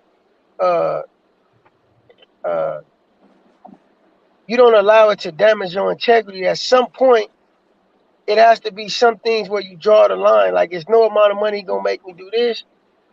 There's no amount of money that's gonna entice me to do that. And I always say like this: as long as they continue to print money, there's gonna always be an opportunity for anyone to be a millionaire. Like, that just period. As long as there's money circulating in the economy, everybody has an opportunity to be a millionaire. But for what we need as Black people, we need an establishment of our own, something in which we can fall back on and build on our own, just like every other group of people have. And ain't nobody gonna build this but us. We now have a strong enough economy within each other to build that. Why don't we build it? We enslaved, man. Mentally, we are enslaved. We are slaves to the structure. Like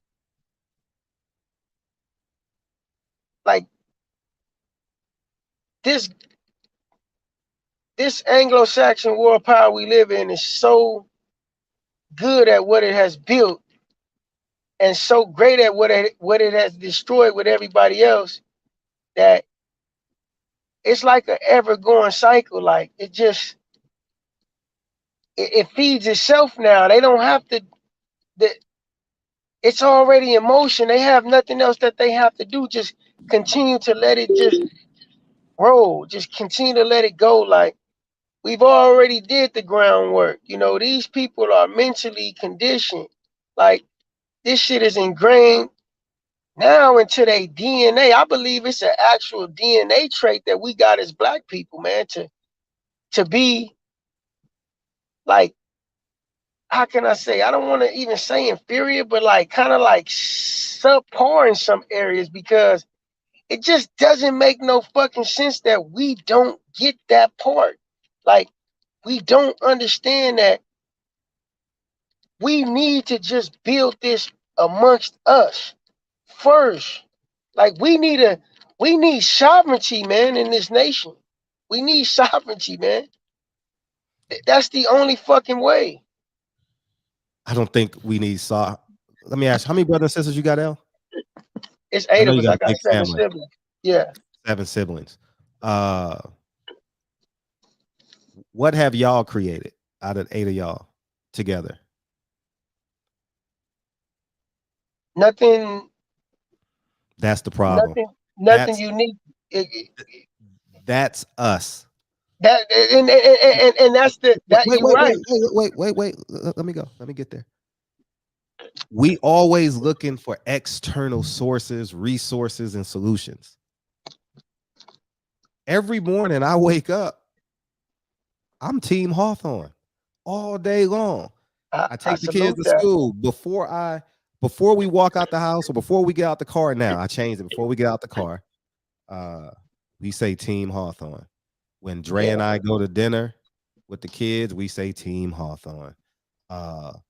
We are too busy pointing, seeking, asking, begging. Our mothers and fathers created us. When you get 15 or 16 or 12 or 13, you got to look your mother and father in the eye and say, what the fuck we doing? Where's the resources?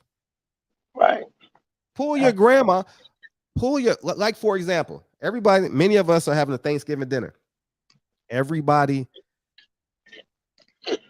needs to get a life insurance policy on their grandmother, on their grand aunt, their 65-year-old uncle.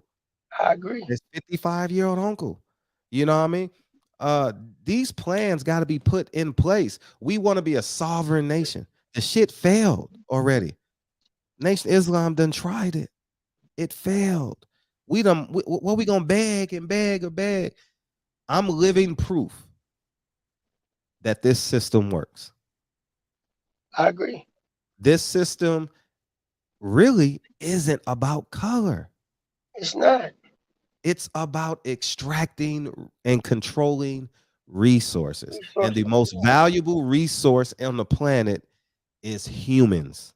Facts. That's the greatest commodity. And once we understand this, we have allowed them, because I sit back and say, would I let another man come in my house and just control it and I pay all the bills and hell no, he gets to sleep in my bed? Well, that's what happens in Africa. That's what happens in the NBA. That's what happens at PBC. That's what happens at we're giving too many outside influences too much credit and too much power. Facts. I agree. And once we understand that, I had 3 sisters, no brothers, right? I'm the only child, right? You the only child or you the only boy? Only boy, thank you. We had to learn. You understand what I'm saying? Yeah. My mom didn't give me no financial advice. Right. She didn't have no knowledge like most black parents.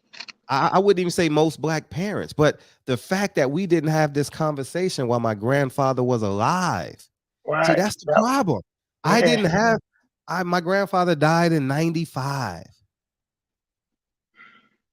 Why we didn't have a Thanksgiving dinner in 1992? 1990. Put all this shit on the table. Put all this shit together. Right. Hey, you go. here's the money for you to take out a $250,000 life insurance policy on me. I have cancer, or I'm old, or whatever the case may be. You're not getting a life insurance policy with cancer. But the point I'm making is, well, I'm not saying you're not, but it's very gonna unlikely. be hard. Yeah. So, but that's the point I'm making. Tomorrow needs to be a conversation. I agree. Cut the fucking Cowboys game off. Cut the fucking Patriots game off. Hit your uncle in his fucking belly and say, we are fixing everything. Whether it's Christmas Eve, whether it's Thanksgiving, whether it's grandma's 75th birthday, the resources is in your family. Half my family is not I wouldn't say well-to-do. I would say paycheck to paycheck. But this is why I look at Dre's family and I'll be like, damn, that is amazing. Because for 20 days I had to stay at Dre's parents' house. You guys know that already. And I sometimes I talk about money with them, and like they really even haven't grasped how wealthy Dre and I are. You know what I mean? And like the conversations that I'm having in terms of paying for something, and this is that and this is that, because they're hardworking. They did it with hard work, discipline, and plans. Dad was a brown truck guy. What is that? What's the brown truck guy? The big brown truck. UPS. Thank you, dog. Thank you. He was brown. He was the brown truck, and mom was a secretary for an accounting firm. And and so we're having conversations about money, and they're like, how much did you pay for this house? And then I said, well, how much you pay for your house? He said he paid $190,000 for his house, right? So I went on Zillow. Just something like that, Zillow, whatever. Check the and price I said, of house now. This how much your house was? I said, how much you owe on it? He said, man, I paid this shit off 20 years ago. I says, have you taken a loan out on this house? He says, no. He says, no, it's going to the kids. That equity, boy. It's going to the kids. His house is worth Dre's parents' house is worth over $1 million. And then so I said, so what's going, and then all the kids are in the living room, right? And so now I'm purposely having this conversation now, right? So I said, so what's going to happen with all the money and this house when you die? He says, well, they're gonna split it 4 different ways. And then I said, do you want the house to stay in the family? They was like, no, they can do whatever they want with the house, but it's gonna be evenly distributed 4 different ways. And how I know that's gonna work with them, because of the disciplines that these 4 kids already have. Yeah. Yes, they all own houses. They all are in relationships and or married. None of them got multiple. None of her 4 kids got multiple baby daddies. And these are the disciplines that we got to have, because the resources are already there. Dre's parents are worth close to $1.7 million with no living expenses because they're retired. Unbelievable. UPS and a secretary. Unbelievable. These are the disciplines that we have, and we got to put in our households, in our family. There's going to be 10, 15, 20, 100 people in your house tomorrow night. The resources are already there. Yeah, I agree. It's already there.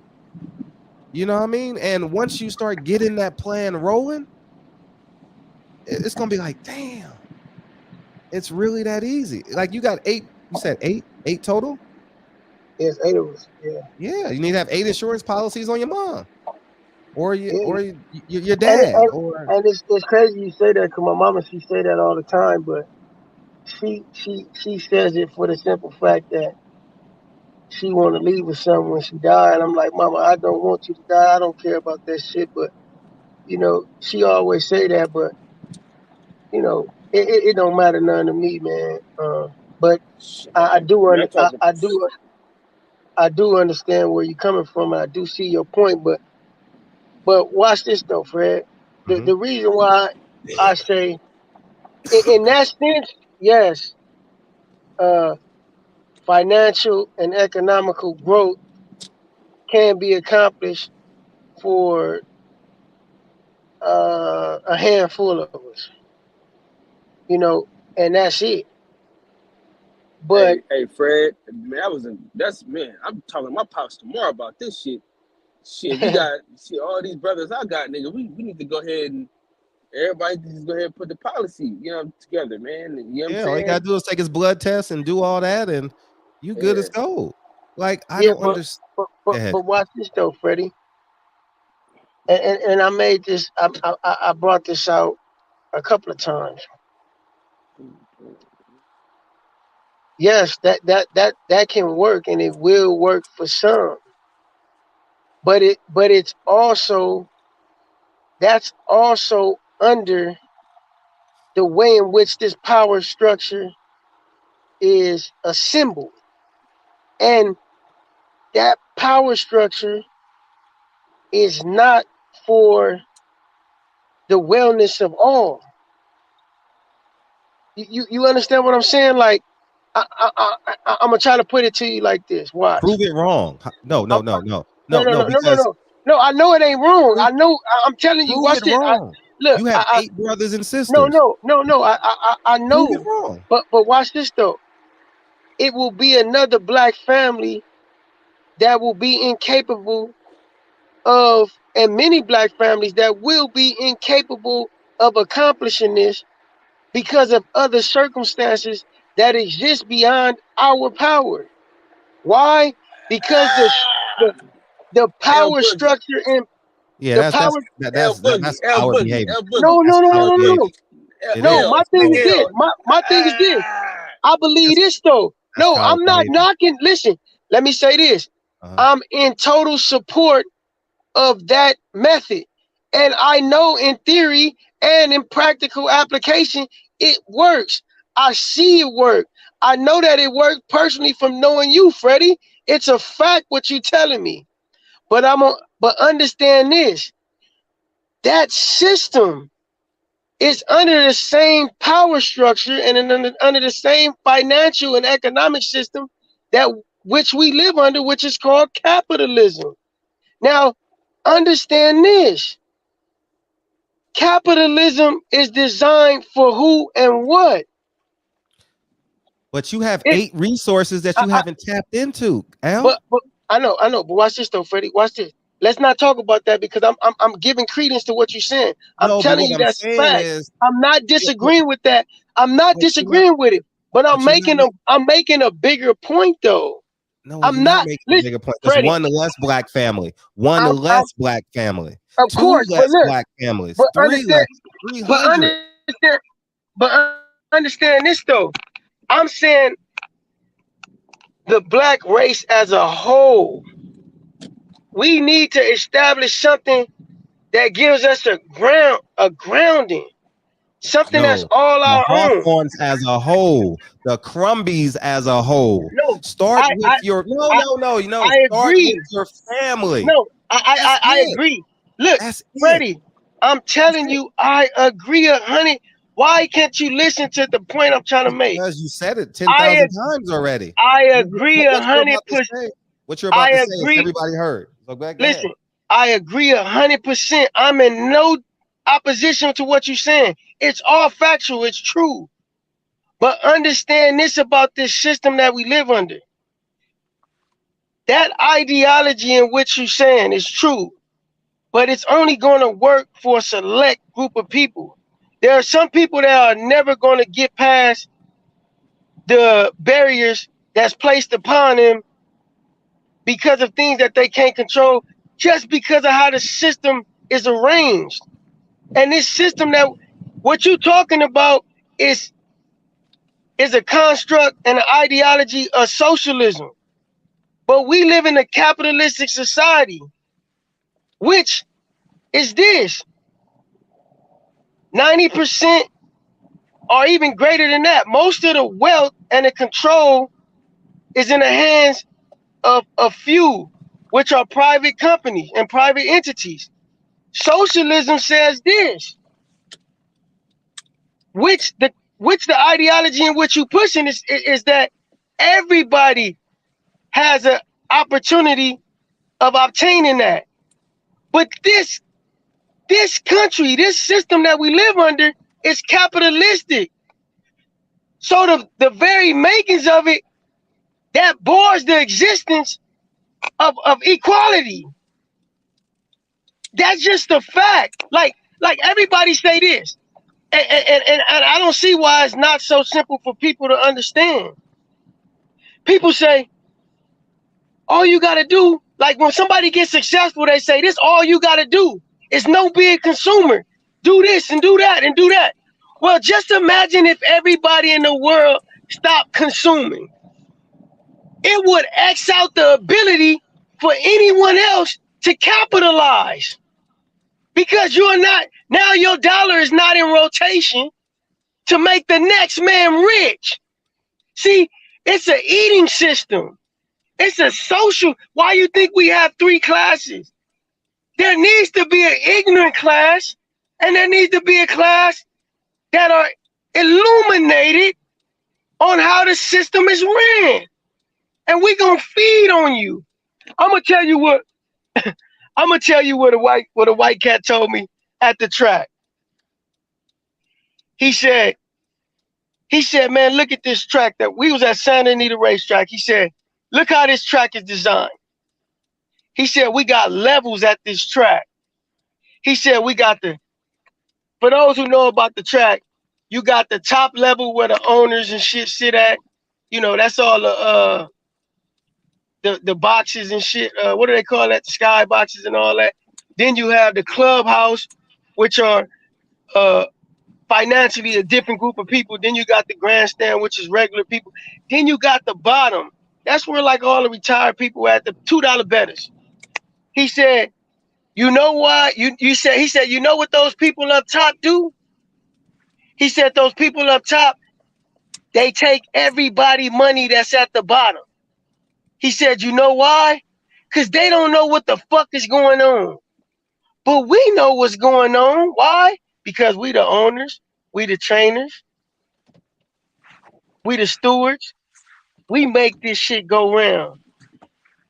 And I looked at it, I said, yeah, that make a lot of sense. He said, that's the same way this economy works. And it's true. If everybody did exactly what you did and was the same way that you are, Freddie, and those that are above you financially, who's going to be the people that they eating off of? It's a reason why we got a class system. It's a reason why we got a class system. See, America gives you the hope of a socialist construct. But L, for Yeah, equality purposes. He just gave you the L, but L, he just gave you the game though. No, Again, no. Look, for me, no. I can look. I believe this, and I believe Malcolm X said this. If one of my brothers is struggling, then I ain't winning. If one of my brothers is struggling, I ain't winning. So go give your paycheck to the next black man that you see that's homeless. No. I'm not saying. I'm not. Because you're being generic. You're being disingenuous. No, I'm being realistic. No, you're not being realistic because you said socialism. No, it's nepotism. Do you believe? No, that's partially correct. No, it's not partially correct. It is. Let me explain. Go ahead, brother. Nepotism. You said you got 8 resources. 8 resources. 8 resources. I'm gonna say it again. 8 resources and no positive outcomes. Look in your house. I agree. Look in your whatever it is, your tribe. This is what Fred did. This is what the Wongs did. This is what this. They're not. No. Let me finish. No. Let me talk. They're not looking to be famous. They're looking to advance their last name. We got to understand how valuable our last name is. Everyone has an opportunity to expand their last name. I agree with all that. Let me give you an example. I have five business partners. I went to my business partner's house this past Saturday. He bought his wife a Bentley truck. During COVID, this year, excuse me, not during COVID. This year, the interest rates were high. You know what we did? We put our monies together and we bought a house. I got to show y'all the finished product of that house. We put our monies together, right? In this house. Dre asked me a question. I say yes. I say no. I ask Dre a question. We say yes. We say no. We got to get back to square one. You can't talk about the world. 360 million people. I mean, America. Whatever it is. I don't know how many it is now. If you haven't even tapped into your greatest resources, you have 8 siblings, but that's the whole point. I'm not negating that point, Fred. I'm in union with you. Can I finish? And so what I'm saying is this, and Kyle, you can go next. What I'm saying is this. That's coward conversations. That's cowardly to say that's saying, well, even if I do my best, it's not good enough. I'm not good enough. No, your best. Can I fucking talk? Damn, that's coward behavior. I'm telling everybody in here, that is coward behavior. If you're gonna sit here as a man, as a grown ass man, I have 2 kids. The nerve of my black ass to say it is everything outside of my house's fault why my kids are unsuccessful. It is everything outside of my house that I can't afford for my son to go to basketball practice, Kennedy to go to ballet. Everything is in you, because you know what we're going to say? I'm a child of God. God is the most powerful thing on the planet. I got to give thanks to God. And it's we are a contradiction, because we say it's the white man's fault, but it's in God's hands. But black people are the. If you say we know who you talking about. Finish. You talk for like 8 minutes. I count it. And so what I'm saying is, this is typical black man talk. No matter how good I am, it's not good enough. I got to work twice as hard. I got to do X, Y, Z. So I want to ask, what I got? Well, your goal should be to own something. Whether, for me, my first thing I owned was my body. I worked out every day. I didn't have no money. Fred didn't have no money. Didn't have shit. I owned my body. I worked out. I didn't know it at the time. I didn't know it. I went to the gym 350 days a year when I was 19, 20, 21, 22. That was like a club when you're in your 20s and shit, right? And then you get responsibilities, and then you try and find ways to hold on and shit. And then you own something else, right? And then it could be a relationship. For me, it was Dre. It was the relationship. Money didn't come till further down the line. I was homeless, so that's what I'm saying. At the end of the day, we got to work towards ownership within our tribe, within our group, because this conversation that L is bringing up, It's the same conversation in the 60s, the 50s, the 40s, No, the 80s, the you're not. 90s. You're not understanding it in its entirety. But You're looking I for a started at flaw. 9:36 and it's 9. L, you got to have the ability to let people talk, even if you You're right. disagree with them. Go Even if ahead. you disagree with them. You know what I did when you talked? I stepped to the side. You're right. I'm sorry. And so what I'm saying is this. If you don't hold yourself accountable, you're bullshitting. And L, you're bullshitting because you have the ability to do whatever you want in life. And L is a synonym for De Niro, T9, Hauling, Jerry, whoever else is in the chat.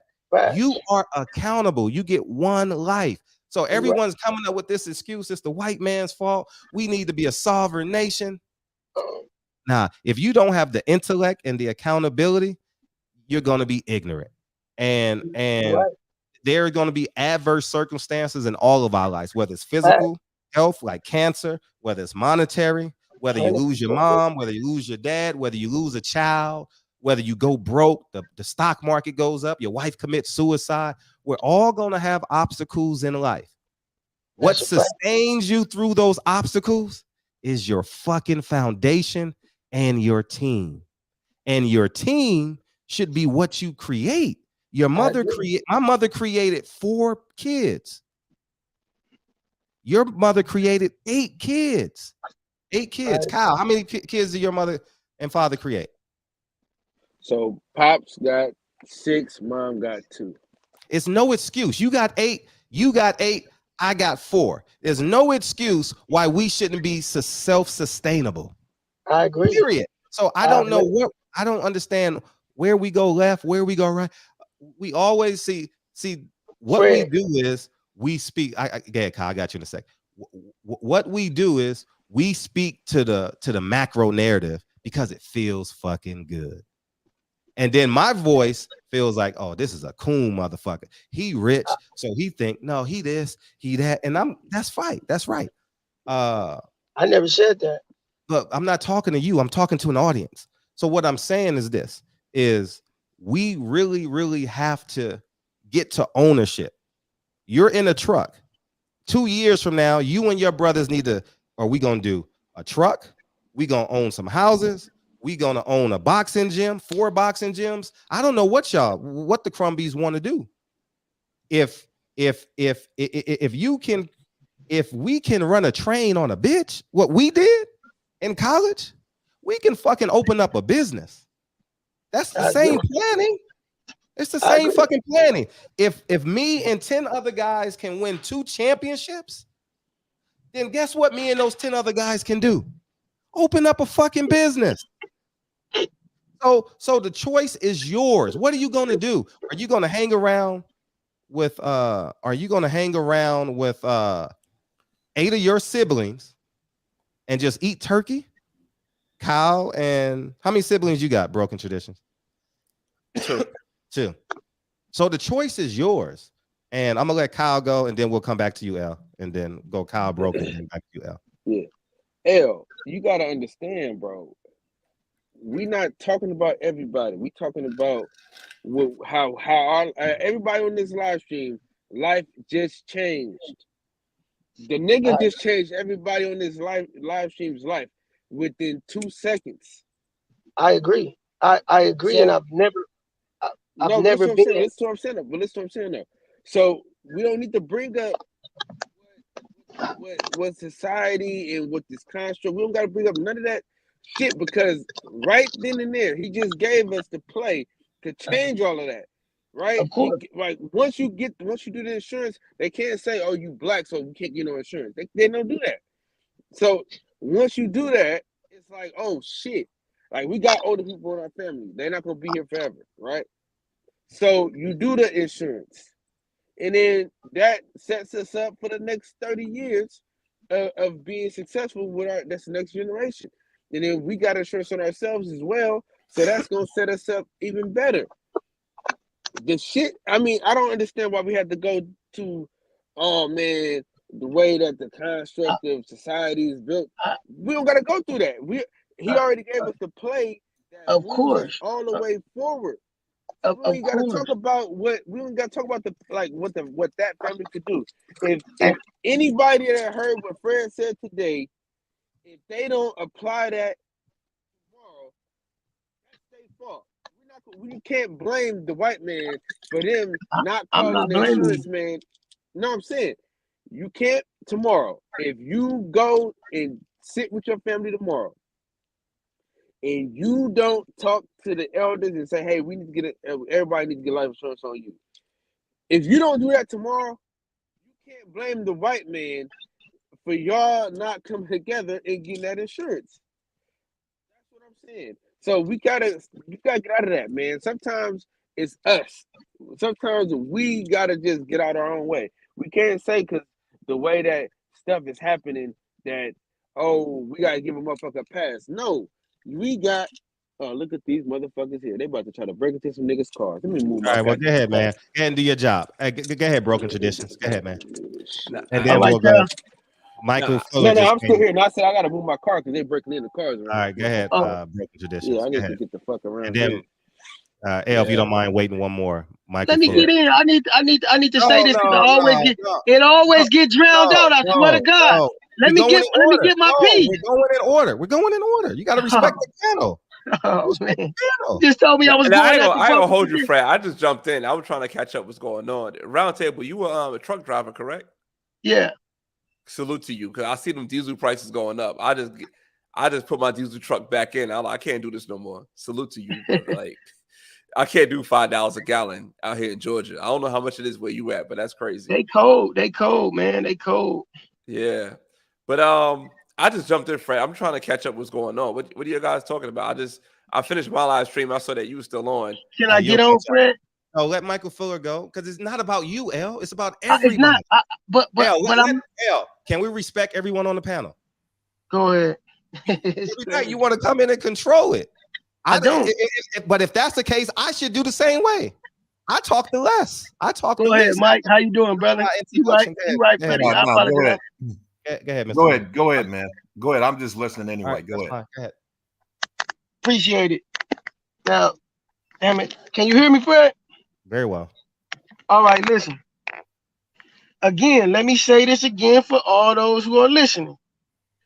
I'm in 100 and 1,000% with Freddie with his plan and his instruction. I'm 1,000, 100, 1,000,000%. I'm negative 1,000% in opposition to what he's saying. Let me repeat that more simply. I agree 100% and I have no opposition to what he's saying. It's correct. This is my point that I'm trying to make. On a bigger scale, there is still a class system that exists within our society. There will always be a group that eats and a group that is fed upon. That is a fact. I'm gonna just give you one example. Everybody says one of the keys to getting rich is to have real estate, have rental property, correct, Fred?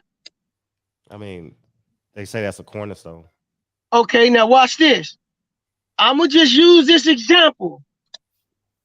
If everybody was owners, right? If everybody in the fucking country owned a home and had rental property that they own, if the rental property was distributed again amongst every 300 million plus Americans, who the fuck is gonna rent? So again, my point is this.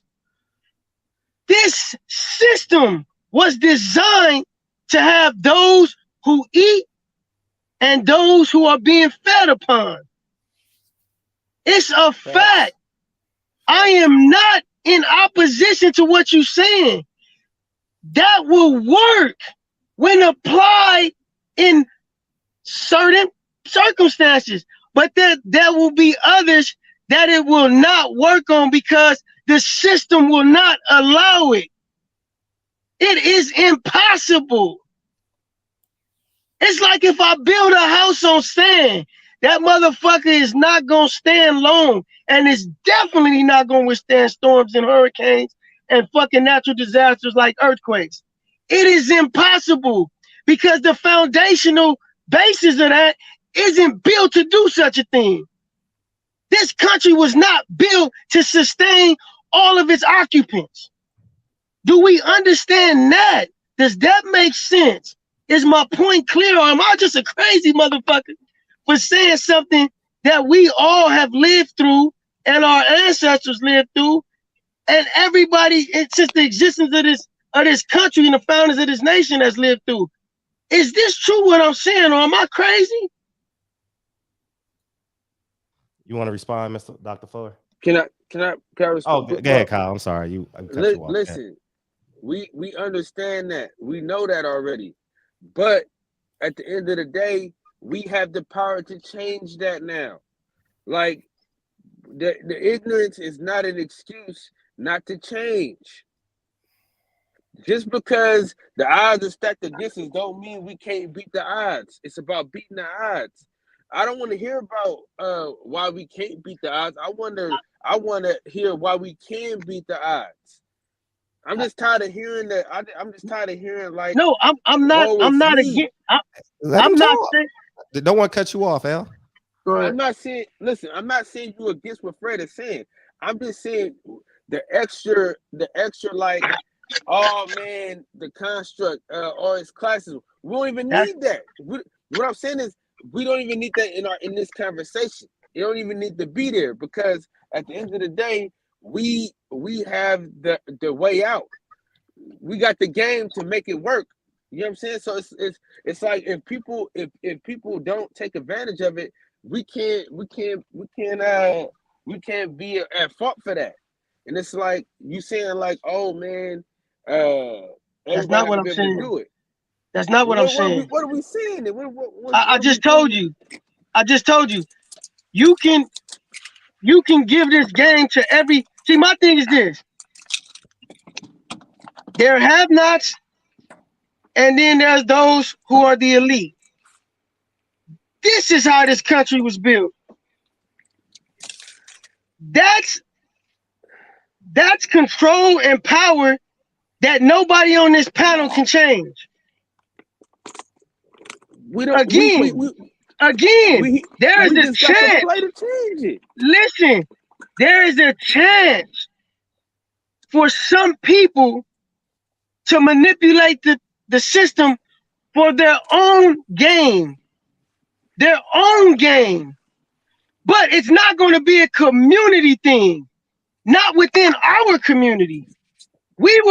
Listen, Black people as a whole were singled out as the burden bearers and the inferior people of this land. That is a fact.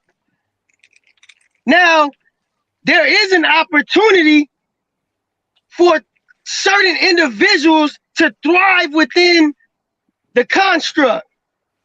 But we are seeing this with Kanye, Kyrie, Muhammad Ali, many others, that when you nigga decide that you want to make this for all of your people, or to totally try to reconstruct our power structure, we gonna show you, nigga, this is a secret for you, not for your people. This is just a fact, man. This is what I'm talking about. This is my personal view on money. As long as they continue to print it, I can go broke today. Nigga, I'm getting it back because I got a multitude of hustles and ability to go get it. That's just a fact. We all do. But I'm telling you this, for us as a Black people, because understand this.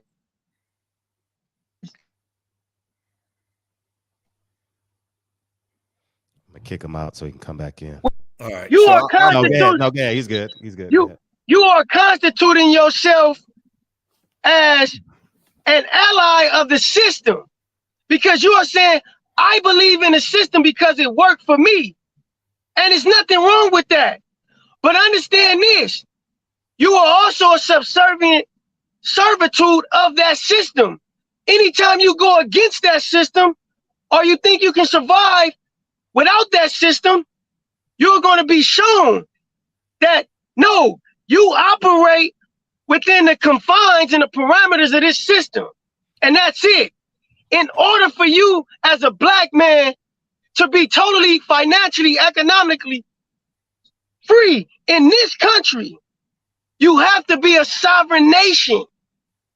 You have to have your own economical structure, like the Asian community, like the Native Americans, like what we see the Latino community doing. That's the only way. Because why you think Kyrie, LeBron, and all of them other, why you think they constantly conform? Because they know there is no structure within the black community to even stand solid on. They gotta go back to the plantation. If they want to survive, they gotta go back to the plantation. So understand this. If you agree totally with the system, just understand you're a part of the system. You can't preach that, oh, I'm individually free and I got the answer. No, you are reliant upon the system that is socially unjust. I don't care for me like that. I don't care to say, I did this, I got that. Man, no lie, I didn't touch money. I'm gonna make money as long as that there's an opportunity to make it. Man, I'm gonna fucking get it. I'm gonna get it. But damn, don't you think we'll be much better as a people and we'd go way further if we had an establishment that was all our own? To where we can say what the fuck we want. We can do what the fuck we want. We can operate within our freedoms, man. When you part of the plantation, you have no freedoms. You can't even tell the truth without being penalized and punished for it. Nigga, we are slaves, nigga. I don't care how much money you got. I don't care how many answers you think you got. Nigga, you a slave to the system. Until we have something that's all our own, and we do it like the Asians do it. We do it like the Native Americans do it. We do it like the Jews do it. Nigga, we slaves to the construct. Tell me one nigga that's free. Dr. Fuller, you want to go? Yeah, I hear what both of you guys are saying, both sides of the argument. I mean, at the end of the day, I think if you operate in this life and you think that there are no codified structures like Elle was talking about that oppose the success of black people in particular, that means you haven't really challenged the system. You're what they call, and I don't like using this word, but I'm gonna use it because it applies. You're what they call a safe NIGGA, right? That's what you are. I mean, you don't challenge the system. You don't challenge. You're in a position that's been already preordained as being acceptable for you to hold as a black man. But when you challenge, the norm, and you break out of the stereotypical roles that are acceptable for black men and challenge the structure and deny the stereotypes, then you see that there is really a system in place that's designed to keep you, quote unquote, in your place. You know what I mean? And, you know, if you don't feel like that exists, that means you're just a safe nigga. That's basically, I mean, that's basically it. In regards to like what Fred was talking about, and I guess a couple other guys talked about too, with your family members being able to bring your resources together, and that's both capital, your financial resources, your intellectual capital, bring those things together as a family and make things happen. This is a real sobering time for me because I got people coming out of the woodwork that are family members that I haven't talked to in years that are calling me up, and I realize why I don't talk to them. Once I have those conversations, like I have a family member I haven't talked to in years that called me last weekend. I was actually doing some work at the house, and getting a good mood, having a great day. Picked up the phone, talked to this individual for about 45 minutes and hung up the phone pissed off. Just because the dude was so ignorant, you know what I mean? And I realized that the reason I don't talk to these people is because they don't have anything to offer besides a bunch of ignorance and jealousy. You know what I mean? So for me, I think that is the ideal situation, that you be able to work with your family. But unfortunately for a lot of Black people, because our families are so destroyed, and even those who are doing okay, they're just jealous of other Black people, even their own family. They don't know how to work together. They constantly comparing themselves to what, but jealousy it's not just something we haven't cornered the market on jealousy. There's jealousy in every ethnic group of people, but I think we struggle with that more than anyone else, any other group, because of oppressive systems that we've been, oppressive situations that we've had to face over centuries. We deal with the jealousy thing, and what people don't realize is that jealousy is a murderous spirit. It really it's a murderous spirit. You look at the first murderer documented in biblical history, and he killed his brother because of jealousy. It is a very bad spirit. It will bring about murder when it's fully developed. So being around people who are jealous of you is a very dangerous thing, and unfortunately amongst Black families, that happens a lot. So I would just say the key to us, to individuals who do have the drive to go out and do something different or have something more in life than what's been pre-described, for you as a Black person, is to find like-minded folks, because a lot of times you can't find that in your family. A lot of times you can't find it, and so that is not, you're not going to find, sometimes it's hard to find family. But yeah, I think everyone here has got a point, and I agree with a portion of what everyone's saying. I think it's good conversation. Go ahead, Broken Traditions. I would just listen with the brother L, right? Roundtable talk, L. Yeah. Yo, I can't argue with nothing what you said. You know what I'm saying? And Mr. Fuller, same thing. I can't argue with nothing you said. And you, Mr. Fuller, you said at the end, you have to sometimes step outside of your comfort zone to find people that's in the same mindset as you. Sometimes you have to step outside your race to find people the same mindset as you. Oh, no question. Because we don't respect each other, man. Yeah. We do not respect each other. It's obvious. Yes. We don't respect each other. And it doesn't really matter, because see, what and I hate to say this, Malcolm X said, you know what they call a Black man with a PhD? A nigga with a PhD. Okay. All right. So what I'm trying to say is it's not just mainstream America that has and the systems that exist in mainstream America that have adopted that philosophy. It's Black people. We treat ourselves like that. Yeah. We might treat ourselves worse. Exactly, worse. Yeah, worse. Right? Yeah. I saw Fred was on. I just came off my live stream, and I was saying how, I don't know if you guys seen this or not, and I want to try to take it outside the realm, but how Michelle Obama said, she would not rock her natural hair because America wasn't ready for it. And I said, no, America was ready for it. It was Black women who wasn't ready for it. You see what I'm saying? Because Black women criticize hair more than anybody else in this country. More than anybody else.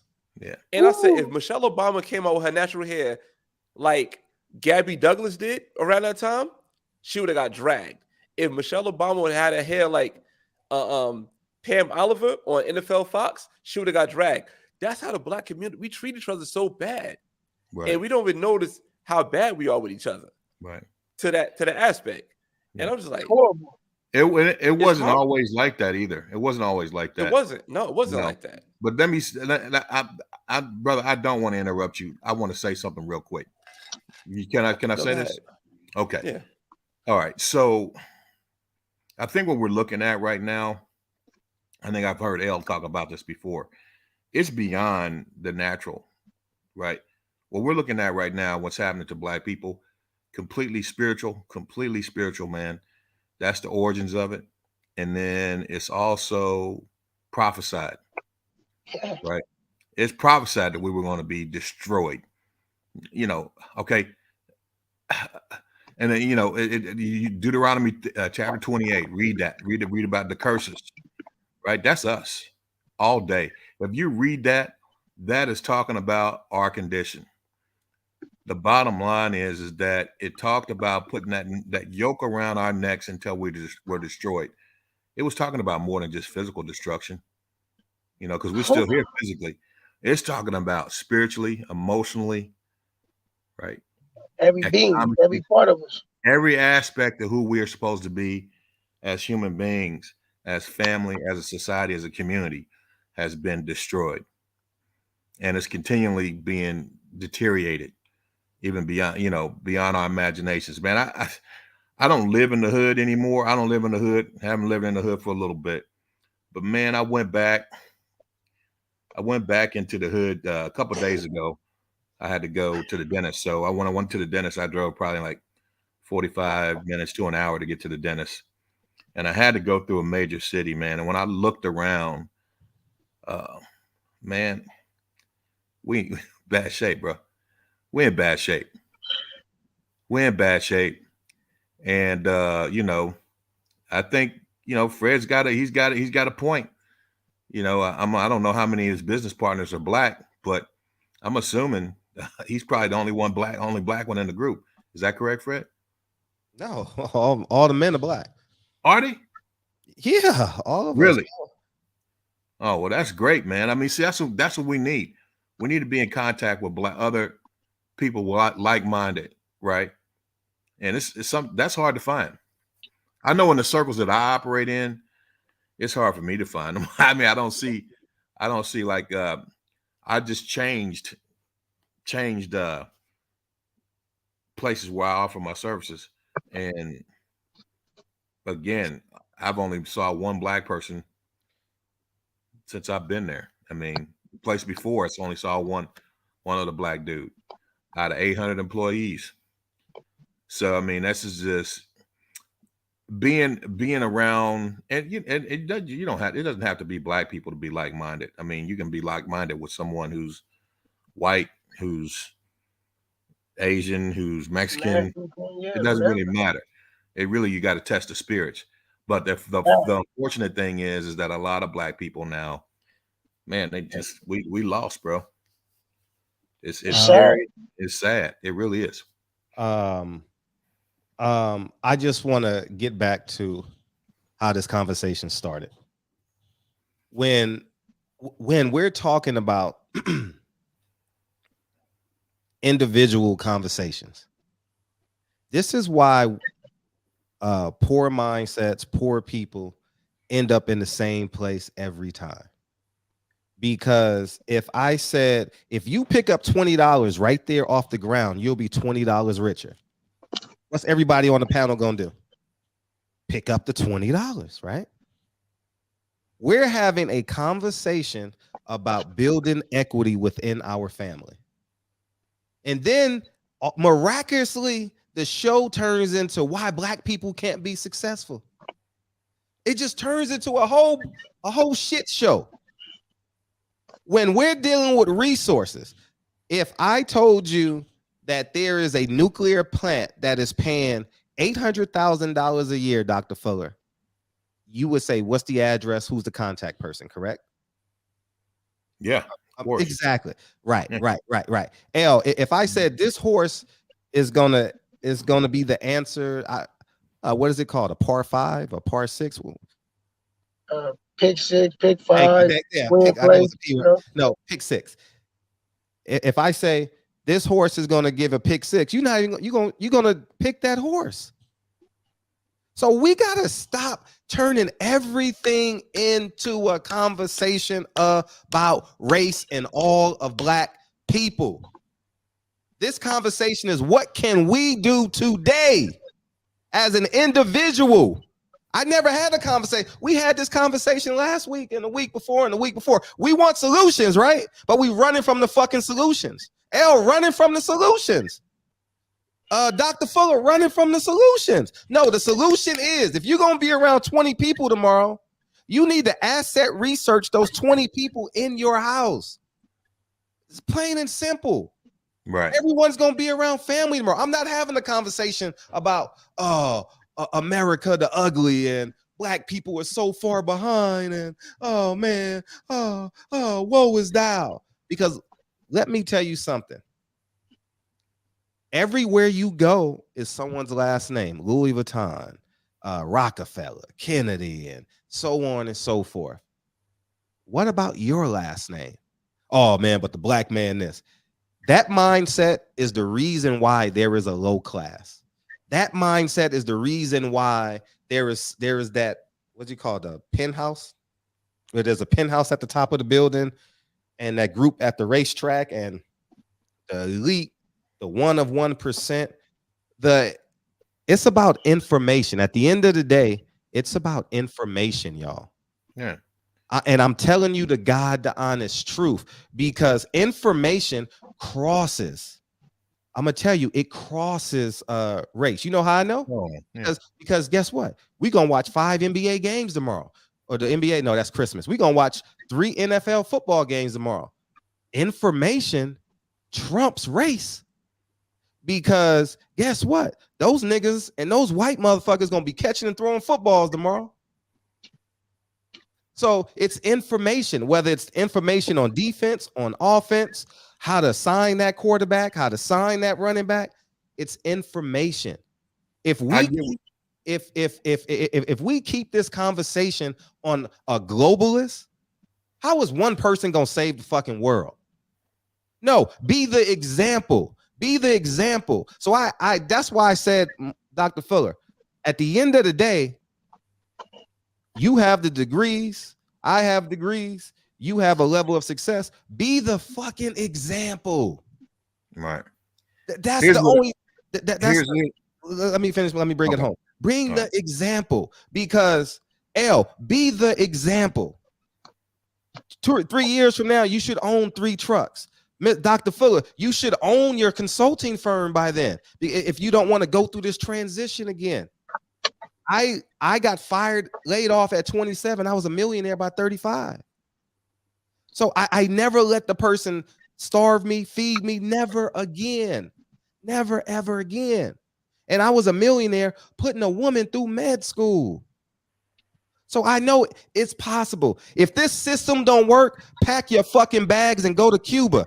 Pack your fucking bags and go to Africa. We're sitting here complaining. But you know who's complaining? The people who looking up. That's the people that's complaining. Oh, woe is thou. Oh, I ain't got no money. Oh, I ain't got no family. Those are the people complaining.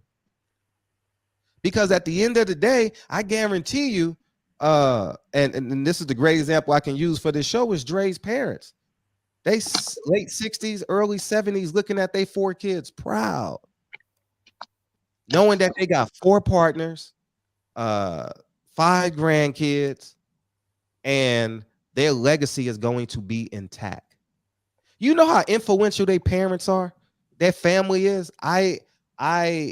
This is how important foundation and structure is. I got a painting for Dre today. I got cherry blossom trees on that painting because that represents Dre's grandmother.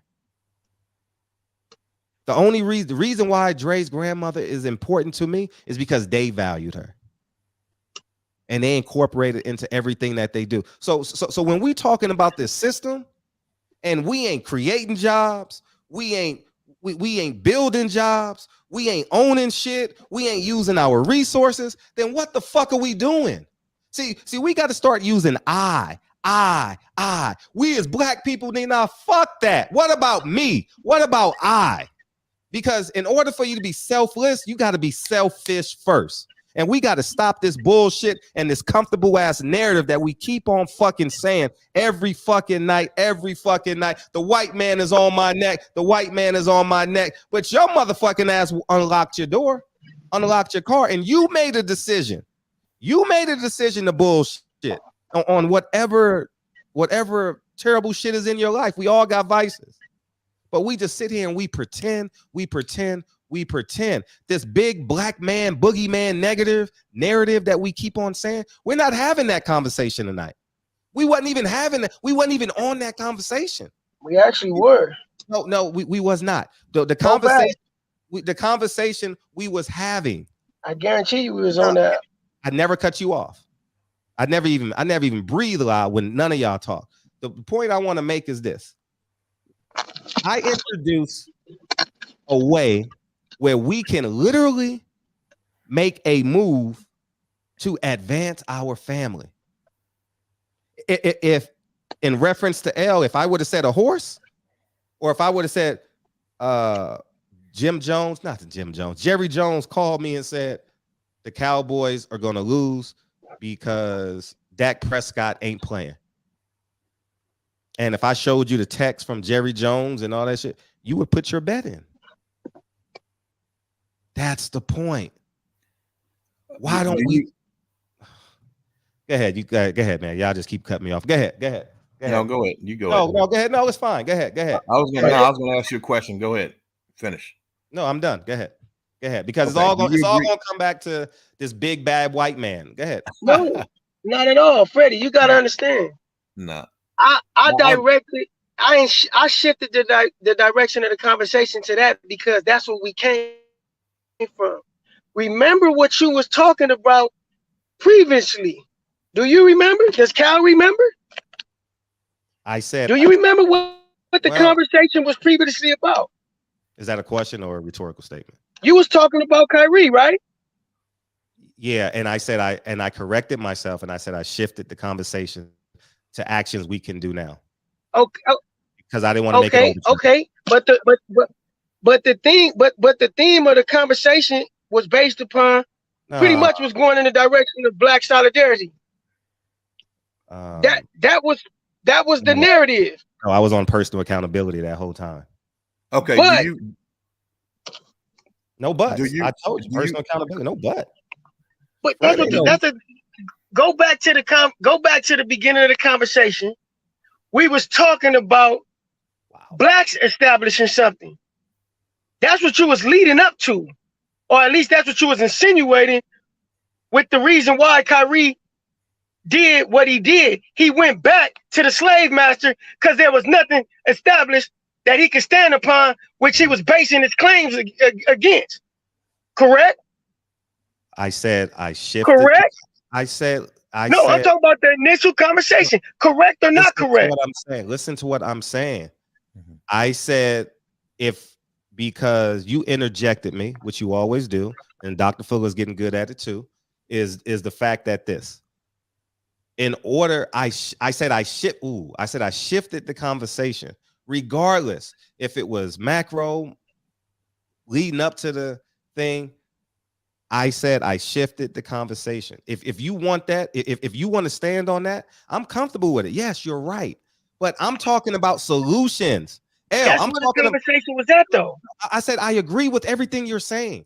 But so that's why I said what I said, Freddie. I know. I said what I said, and this is what you did, Freddie, because you're good at this, Freddie. I know. I'm good. You negated the facts that we presented and called it shit. I'm not negating the facts. You said that though. You said, "Here we go with this shit." It is. It's bullshit. But it is bullshit. Nobody presented nothing but facts. What's the solution? What's your solution? What's your solution? The solution to change your last name? The solution is this. What's your solution to change your last name? Let me ask you a question, Freddie. Let me ask you a question. Yeah, I ain't Let got me no ask you. fucking solution. Let me I ask just you a gonna question, complain Freddie. and No, cry and bitch and moan and woe is thou and I'm a black victim and the I white don't have man a is on victim my neck. mentality. Yeah, we a I'm victim willing. mentality. Hey, We are. We're as victims. I've always done, I'm willing to challenge this system, not with just this, with actual words and action, with truth. Like You I'm not. only can I challenge don't it with want to be a. I don't want to be a player in their game, because you know what happens to a player in their game? They get misused. Well, That's what it just. Here's what I would but say. you're aiding them, L. You're working. You're aiding the system. You're aiding them. Damn, man. Go to Cuba. Go to Africa. Go to Japan. You guys are both saying the same thing. No, we're not saying the same thing. No, We're not saying the same thing, because I'm talking about personal accountability. This motherfucker and you are on some motherfucking group think. Fuck group think. How can we change our last name today? Okay, can I ask you a question? You just said you just mentioned the importance of relationships and taking your game to the next level. Didn't you talk about that? You said when you had someone at your house, you actually go and see what type of assets they bring to the table. Right. How can you collaborate with them to make things, to work as a team, right? Right. Okay, so it's about relationships. And that was my point. I agree with you. It is about relationships. But you have to realize that if you are an African-American person in this society, the condition of the average African-American person in society, mentally, financially, spiritually, is not going to allow you a lot of times to make that impactful relationship. Now you can get on, you can argue with black folks about basketball and boxing. You can do that all day. Everyone's got something. But when you start really talking about making plans to advance yourself financially or to own something, as you spoke about, I mean, you have to really be choosy, pick and choose very carefully who you're dealing with, because even if there are black people out, what I would just say, the conversations I've had in the last week and a half of family members I haven't heard from in years, it lets me realize that, there's a reason why I haven't talked to them. I'm saying I agree with the relationship aspect of it. You got to have that. But I think you got to choose that wisely, and you may have to go outside of what you're typically used to in order to make that happen. I don't really have relationships like that, man. And I think that's one of the things that's holding me back, because everything that I do, I got to say, okay, what are my finances at? Where am I? Where I don't have a collaboration thing, where I can have, okay, I got 300,000. Another guy's got 300,000. Another guy's got 300,000. We got $1 million liquid, and we can go and do something with it. I don't have that type of thing. Kyle, I wish I did, but I don't. Go ahead. Yeah, Kyle.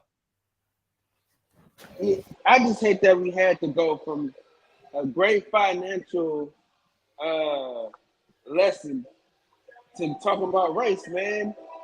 We could have built on him giving us some more game to solidify our future, man. And instead, we got to talk about race for no apparent reason.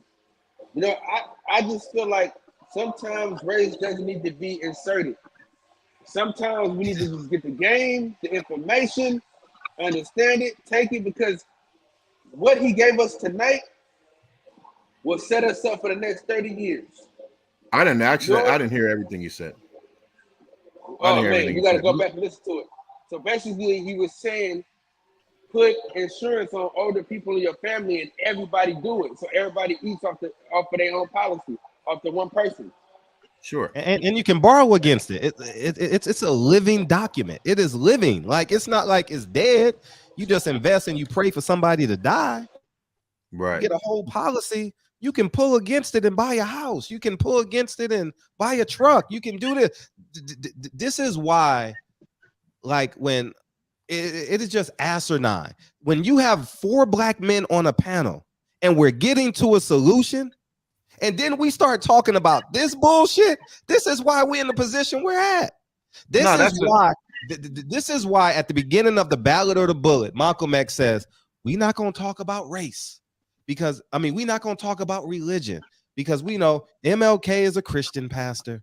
I am a Muslim minister.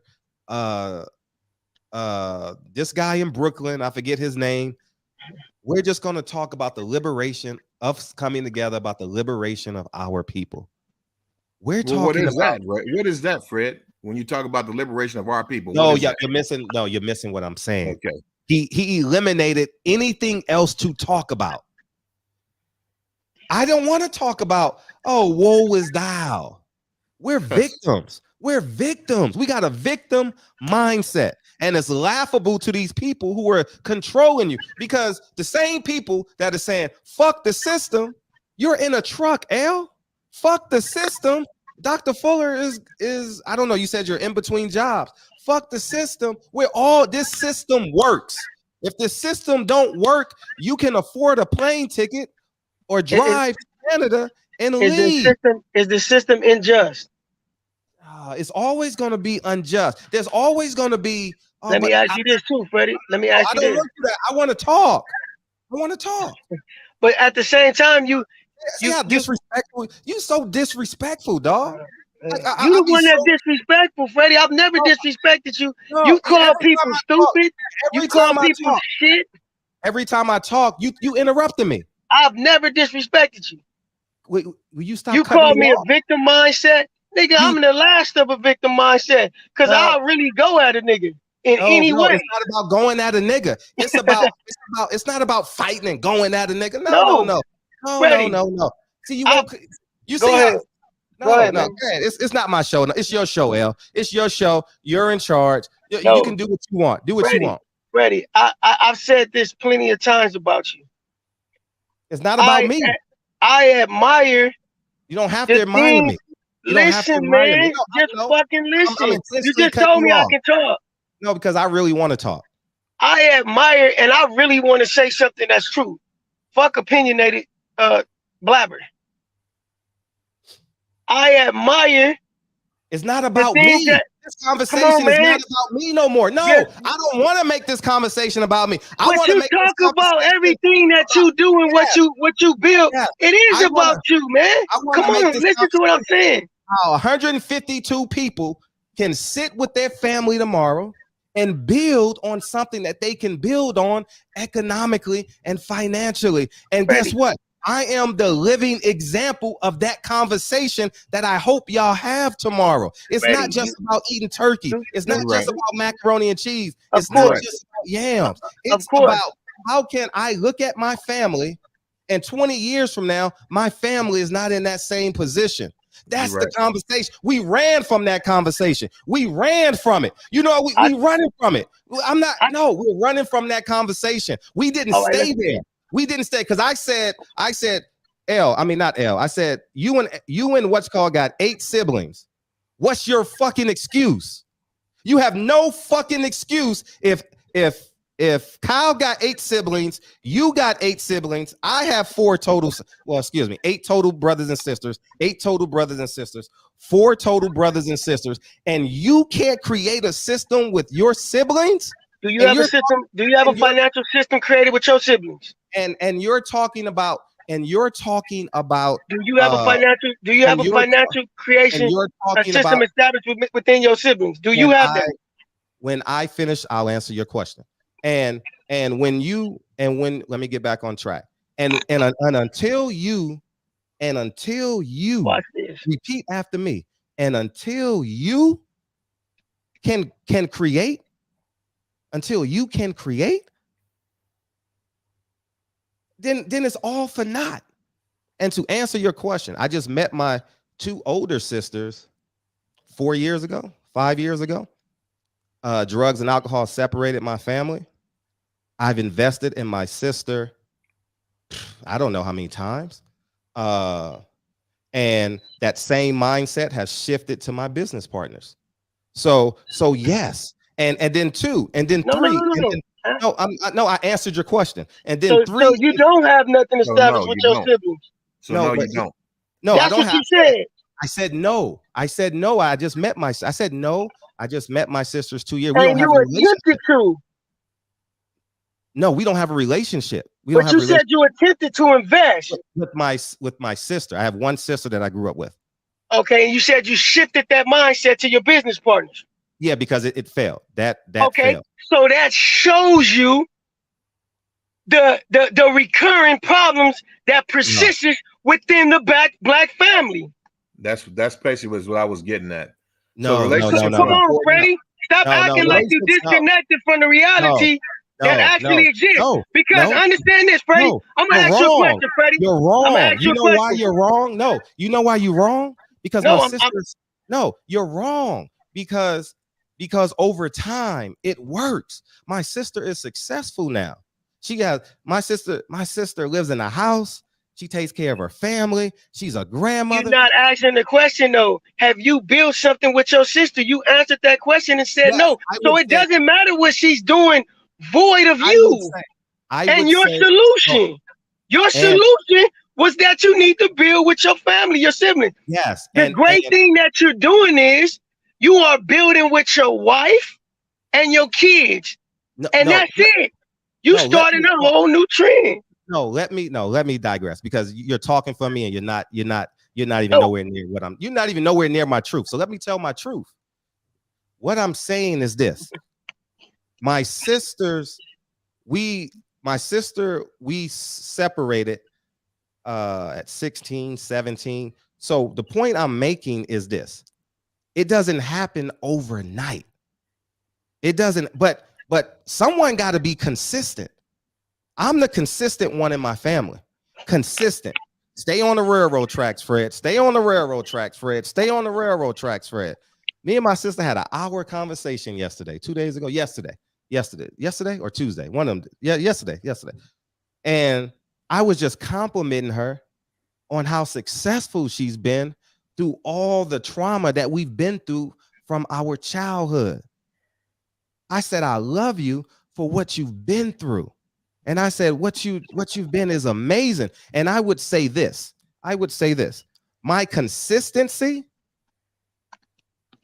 beyond my tangibles is me push. You can do it. You can do it. You can do it. You can do it. And then me coming back, hey, you want to do this? Hey, you want to do that? But that's the point I'm making, that someone got to be the example. Someone has to start the conversation. Someone, and it may not be your 8 siblings. It may be your 8 friends. It may be your wife and her sisters. But it has to be, not has to be, but it's a tribe. But you do realize that every black family.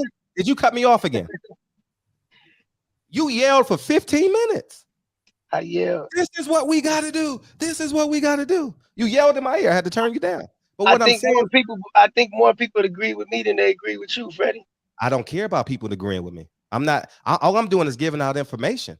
I'm giving out information, and this is a show. So I'm going to agree and disagree with you because this is a show. But what I'm saying is this: the information is there. I am a living. Listen to me, guys. If I offend you, I don't give a fuck. I am a living example that the shit works. A living example. No, I don't want to hear. I'm telling you, I am a living example. Not because I'm the smartest. I'm definitely not the tallest, not the handsomest. I kept my fucking train on the tracks. I was disciplined. I was accountable. I kept my family together. And that's the point that we got to fucking understand. That we keep on looking outside of what we see every day. We see our wife, we see our sisters, we see our kids. We keep looking beyond that for the solutions. The solutions is not beyond that. And that's the problem we have. Well, if my brother can't do this, then I can't do it. How about if you can't do it? We just in this spin cycle forever. And if you've see, I'm accountable for what people put on, how you say it? I am accountable for what people put on their plate. I'm not bragging about the power, but that's the risk I took. Niggas ain't taking risks. Niggas ain't taking risks. We sitting at our job comfortable, whatever your job is. We're comfortable. That's what we're doing. We're gaining weight and we're physically gaining weight. We're mentally getting fat and we're comfortable because we're disagreeing with a fucking solution that all four of us can implement tomorrow. We're driving the conversation to, oh man, all black people. No, because the judge ain't gonna tell you, well, shit. No, the judge is gonna talk to you. And what you gonna say to the judge? Yes, sir. Yes, ma'am. But why don't we just, if a motherfucker is having a because you know why? We're afraid of that accountability. We're 100% afraid of that accountability. That's what that's the problem is, because L is going to say it's the system. If you're a part of the system, then fuck it. Well, you're a part of the system too. We're in the same system. We're both in America. Anyone not in America here? We're all four of us in America. I'm benefiting off it. You're benefiting off of it. Yes, you're benefiting off of it. But how much of this system do you own? And we can say, well, we don't own shit because they don't own shit because they don't own shit. We can talk about semantics later.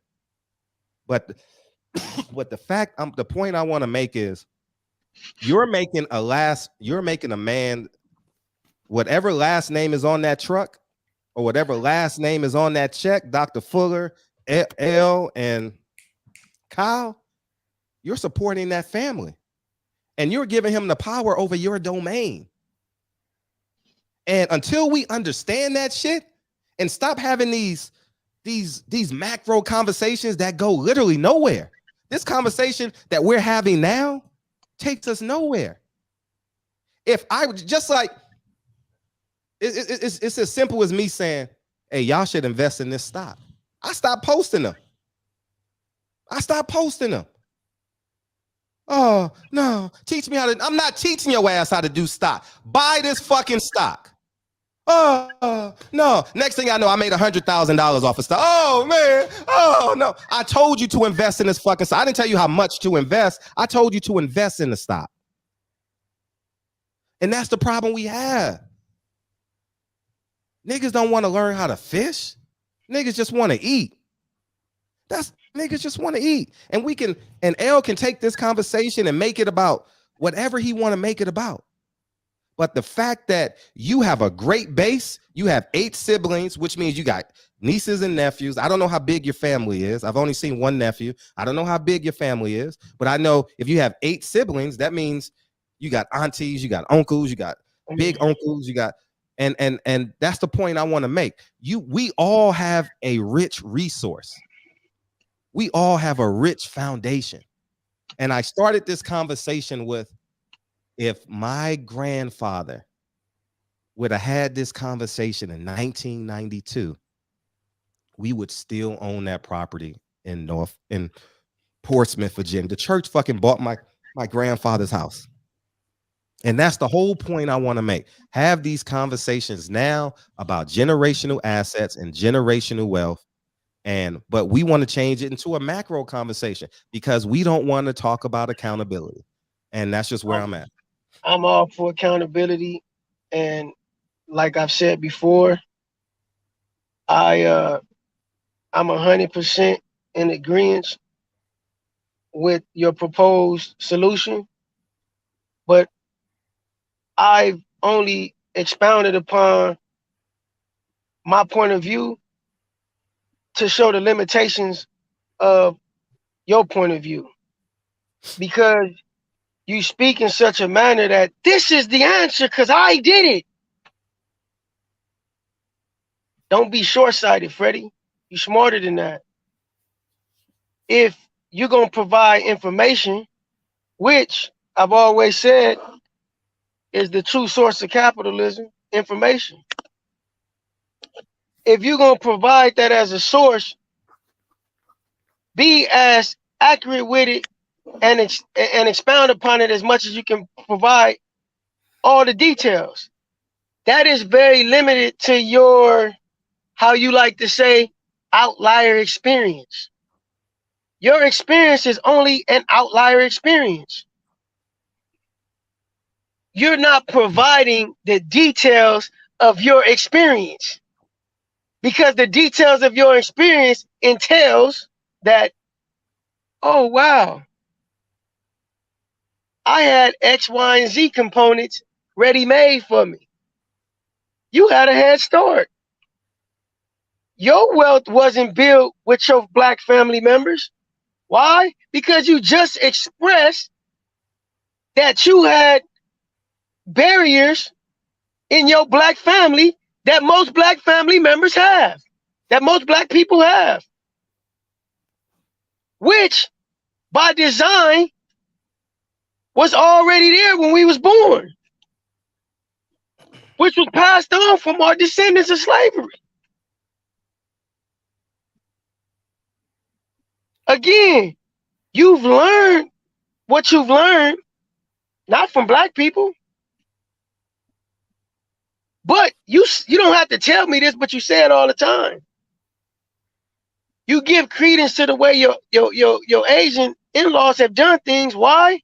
Because they didn't have those same barriers. Why? Because those same barriers wasn't placed amongst them. Does that theory work? Sure, it works. I've seen it work with you. I've seen you methodically build an empire based on the tools you was given to work with. But you saying this as if those same tools are accessible for everybody. It is not, and it will never be. Listen, one day Jews will come out.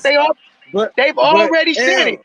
Watch this. Hold on. Everybody can get their life insurance. Watch this.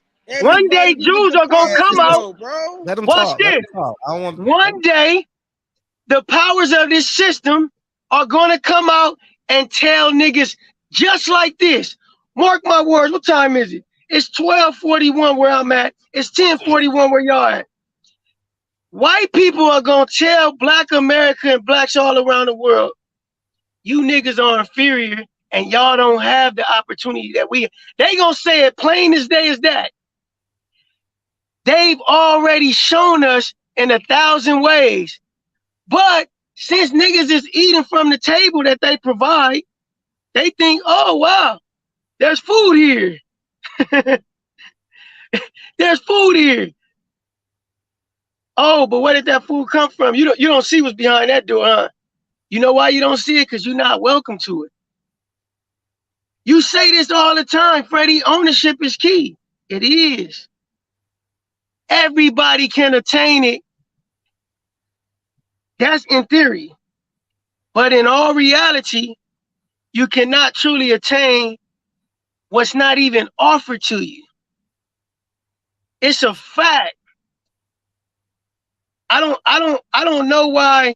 See, I'm not gonna negate or deny or try to minimize truth, because everything you said, Freddie, is true. It's not applicable to everybody though.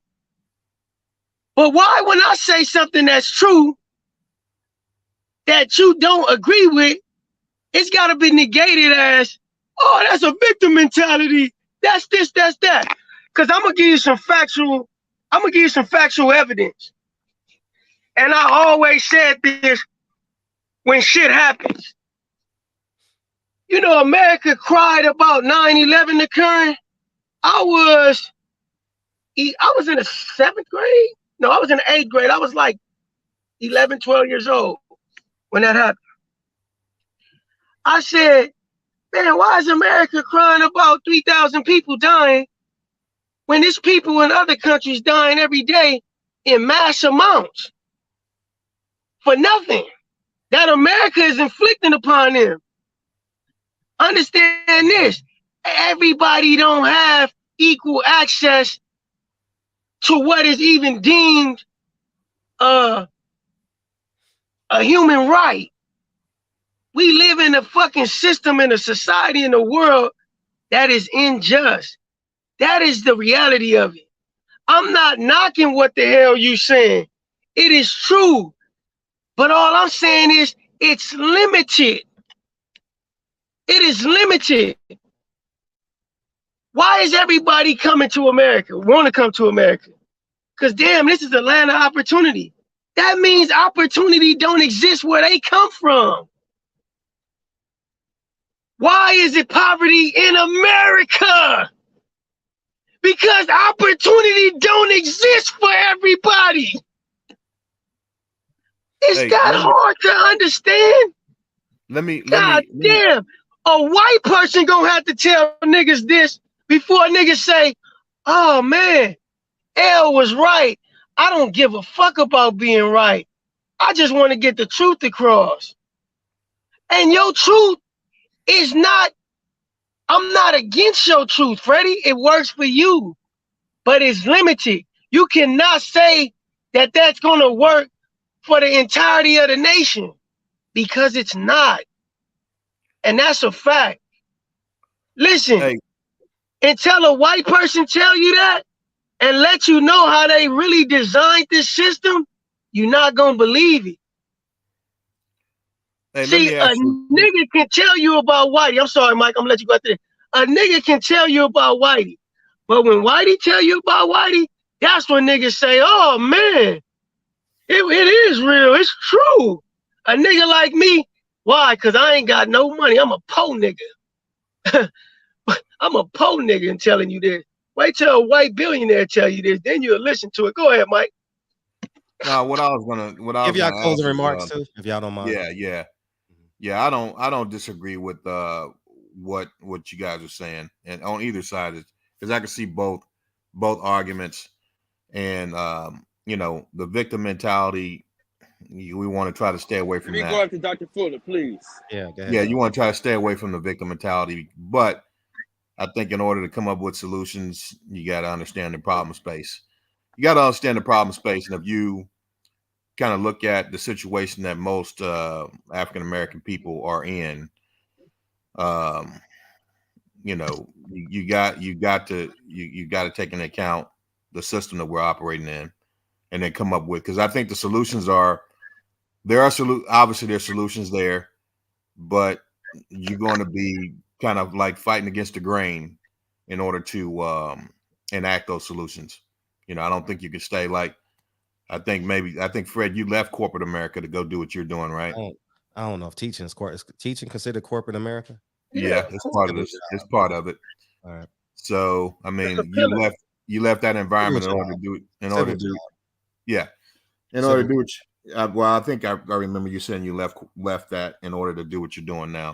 Mm-hmm. So I mean, the bottom line is you bet on yourself in regards to what you could do outside of a structured environment like that gave you a paycheck every 2 weeks or every week or whatever.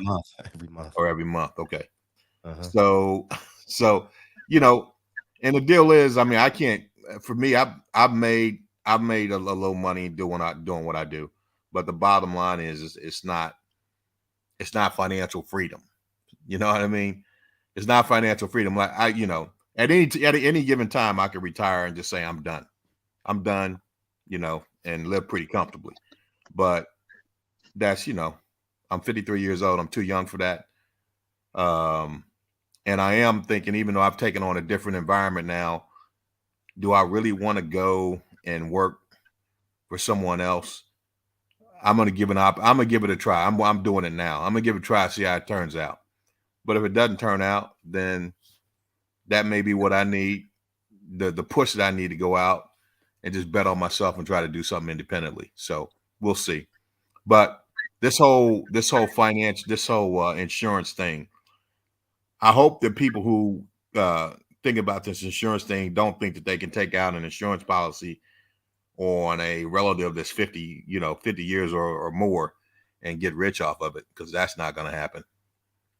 Not unless your premiums are like super crazy. You got some inordinate amount of premiums that you're paying for this insurance policy. Right. That's not gonna happen. That's not gonna happen. So you can get off of that. These insurance companies are not in the business of losing money. They're in the business of making money. So now they're not gonna give you some outrageous $1 million policy on a 50-year-old, that you can pay on for a couple of years and collect it when they're dead. So if that's what you were thinking from this whole insurance thing, then you're sadly mistaken. As far as I think everybody's got the bottom line. These conversations are good. I think what Fred is talking about, not really looking at the problems, but looking at the solutions. Obviously, being solution oriented is the best way to approach things. I agree with that. I remember when I was back in college, undergrad, University of San Diego, and one of my professors, this was when I was just getting ready to go in the military, he said, "Hey, man," he said, "don't go in the military." He says, because they're going to teach you how to think in a certain way, and it's going to be very difficult for you to think outside the box. And so when it comes time for you to do things independently, you're going to be used to doing them systemically in accordance with a system or a program. It's going to be hard for you to expand your thinking. And, I was like, man, I got to make a living. So the military was offering me an opportunity. I took it, spent all that time in. And he was right. I'm used to being in a very structured environment, and it's unfortunate, but that's why I function the best. And I think you have to be a little more thinking outside the box in order to be an entrepreneur. And then in being an engineer too, I'm about numbers. I'm about procedures, ways of doing things, prescribed ways of doing things. So thinking outside the box is very important to be an entrepreneur. And that's the next step that I need to take, because really I've given enough of my life and my time to organizations. I'm going to continue to work. The organization I work for now, they pay me well, bent over backwards in order to get me to come out and work with them. But I'm going to take it day by day, see what happens over the next 12 months or so. And if it works out, good. If it doesn't, then that'll be my next sign. That's my sign to move on and do something different and do something on my own. So not that I'm not going to work on that in the process, but that will be, the sign that we should do that. But I don't think that any Black person, or really anybody, but I think being Black, there's going to be limitations to what you can do inside those structures. But anyone, if you really want to be completely financially free, I don't think the corporate system is designed to make that happen. That's appreciate you. Go ahead, Yeah. Kyle. I mean, not Kyle. Go ahead, L. Want to give your closing remarks? Yeah. As I was trying to get off earlier, was saying I admire your financial prowess, Freddie. I've seen it in action. I've seen what you built. The years I've known you, I know that it works. A lot of the things that we used to argue about, I understand the wisdom in it now. And the main thing I can say is results. You always preach results, no matter what. I understand what you were intended on doing. And based on your experience was one that was built upon discipline, structure, and fortifying your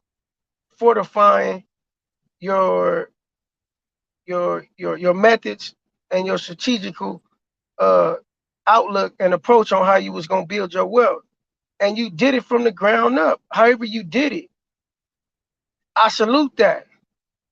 And I'm not in opposition to the financial advice that you give, because it's going to help for some people. And somebody's going to find it beneficial and actually it's going to be practical in their life. The only thing I was saying was that in order for us as Blacks as a whole, like, I'm cool with what you're saying, but I also understand even in that direction, you still are building under the construct of an unjust unjust rulings. Like at any time, these motherfuckers can limit your freedom. I just believe that I would rather do that within a structure that's governed by us. Will that happen? I don't know. Do we need to manipulate the system that's in place right now? Yes, because it's one that works, and it's one that we can capitalize on now. I do agree with that. But I've just seen people that have much more money than me, of course. You got much more money than me. People that got much more money than you. I've seen that these motherfuckers are multi-millionaires, 10, 20, 50. Look at Kanye. Like, if that doesn't show you, you think that you've navigated the system better than Kanye?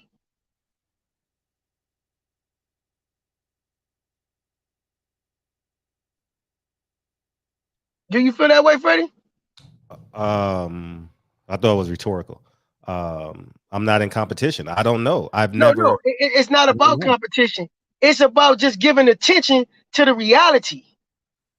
This motherfucker built a $1 billion entity within his last name.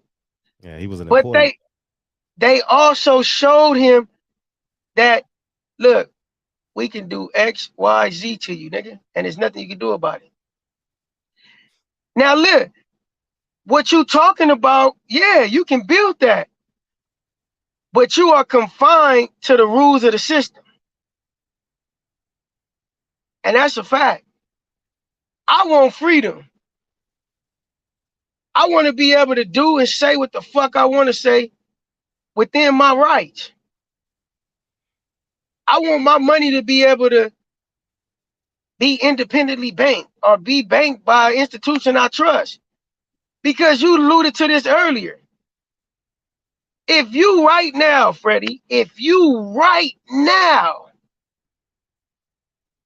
exponentially increase your bank account limit or your bank account deposit or your bank account balance, right?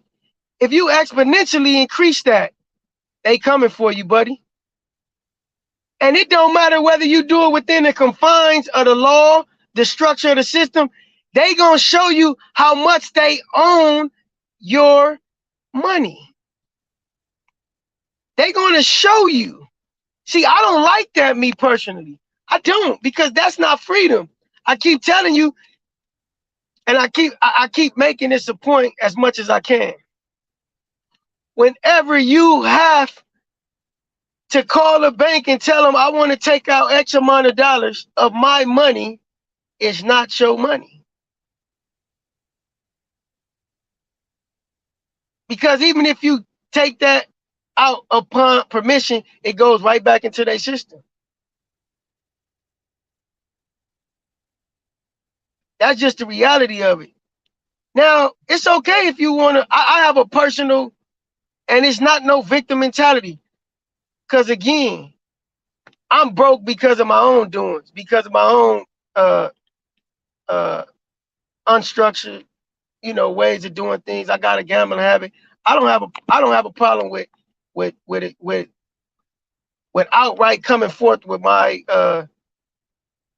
flaws. I was late on learning the financial becoming financially educated on how this system works. I was not privy to that. I'm learning that now. I'm learning as I go.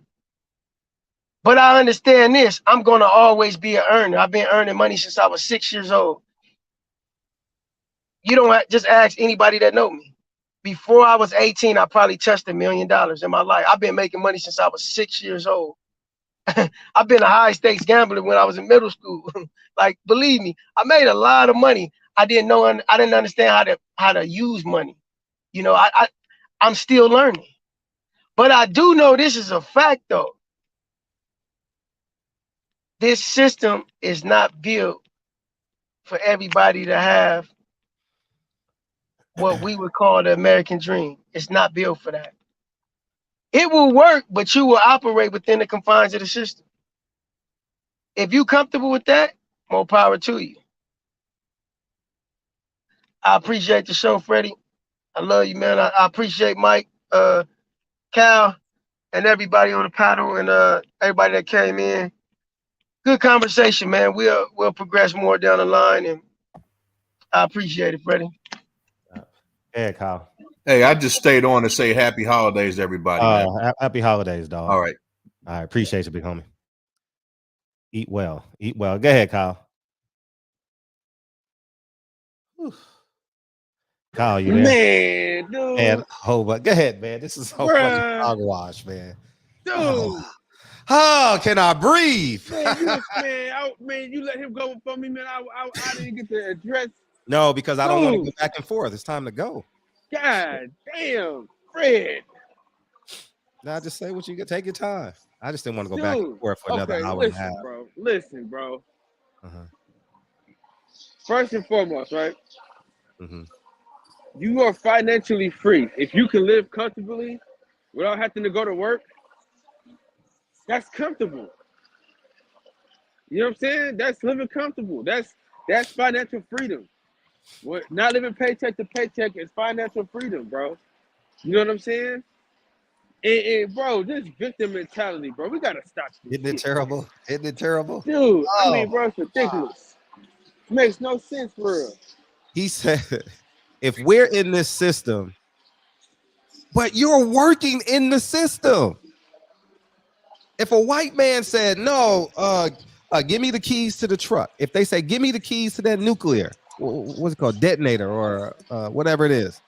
What do you mean? You're going to go find another job and work for another white man. And the fact that I didn't even bring up race, it was about economics. And I just want to correct, because I hate when people talk for me, because I will freely talk about myself. I've never made money with Dre's family. All my business partners are black. Every last one of them.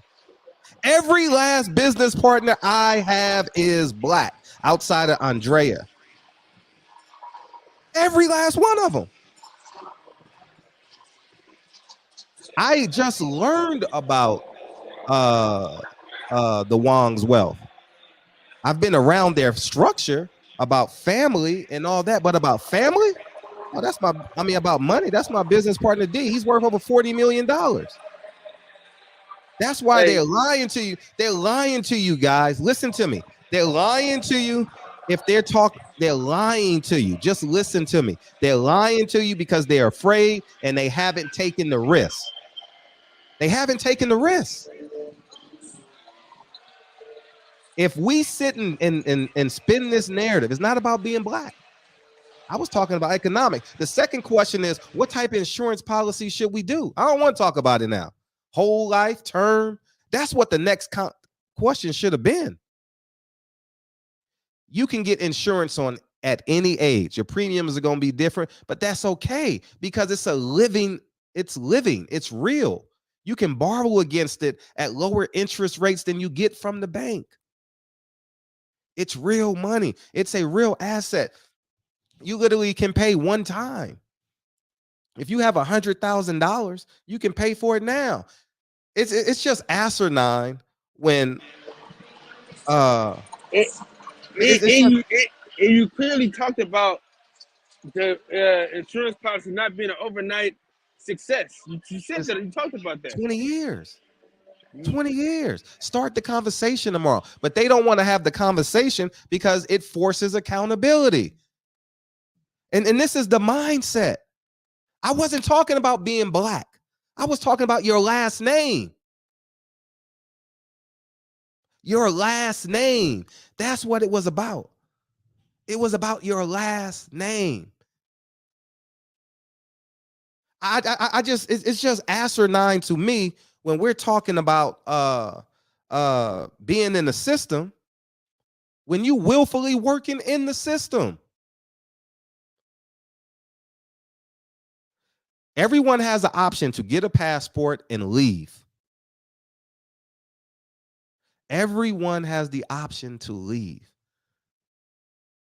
But your choice is to stay in America and work in this system. We just sit here and just create these comfortable narratives. That's why I said, show me how many people you employ. I employed over 100 people this year, from my mind to reality.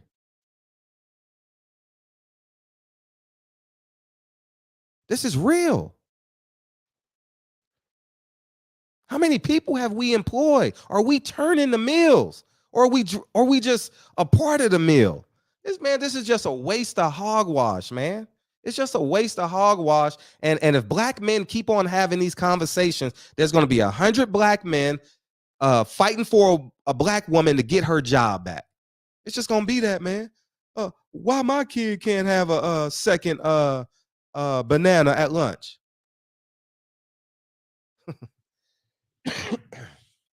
Man, it wasn't even about black and white. It was about your last name. Your last name. Your last name. Because I'm black. See, that's the problem. Because I'm black, you think every time I talk, I'm talking about black issues. I'm talking about truth. Y'all got to start showing me, what are y'all doing to get out of this system? I want to see results. Dr. Fuller, L, Deacon, I want to see results. Y'all niggas ain't got no results or solutions. Y'all just come in here and have the conversation. I love my people, but I want to kill this nigga. I want to kill this nigga. I love my people, but I want to kill this nigga. As mad as I've ever been on this show, I've never said I wanted to kill you. How the fuck we love black people and we get so mad we want to kill a nigga? We love black people so much, but we've never employed one. Man, it's about truth. It's about protecting your last name. Show me results. Everybody that disagrees with me, I want to see your results. Show me the results. Everybody got the conversation, but not the solution. I offered a solution. I offered a solution. I offered a solution tonight that all of us can take to the dinner table tomorrow while we watching the Cowboys game. I didn't say it would get resolved tomorrow, Kyle, or everyone else listening, but it's a conversation starter.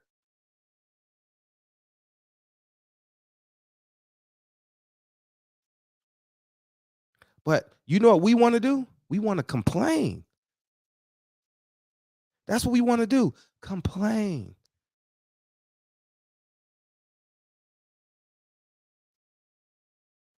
In the next 2 or 3 years, Fred is going to go buy 200 or 300 acres in another state and build my own fucking city.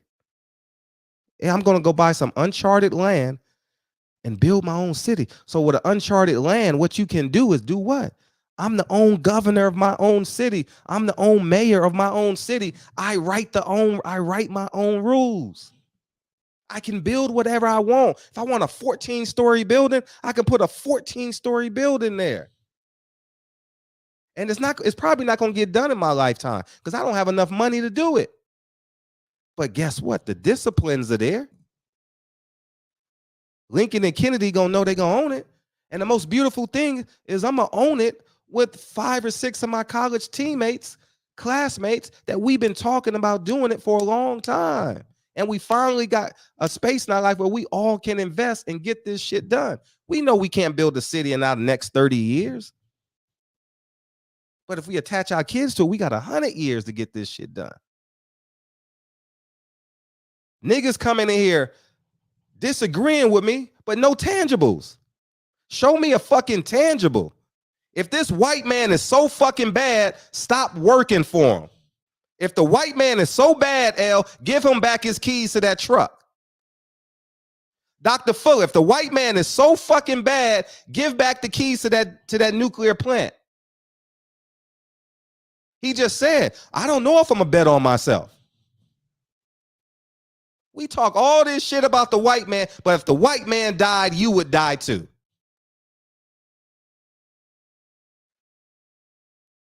I'm telling you, it's just this black narrative that we have to unlearn. We have to unlearn this shit.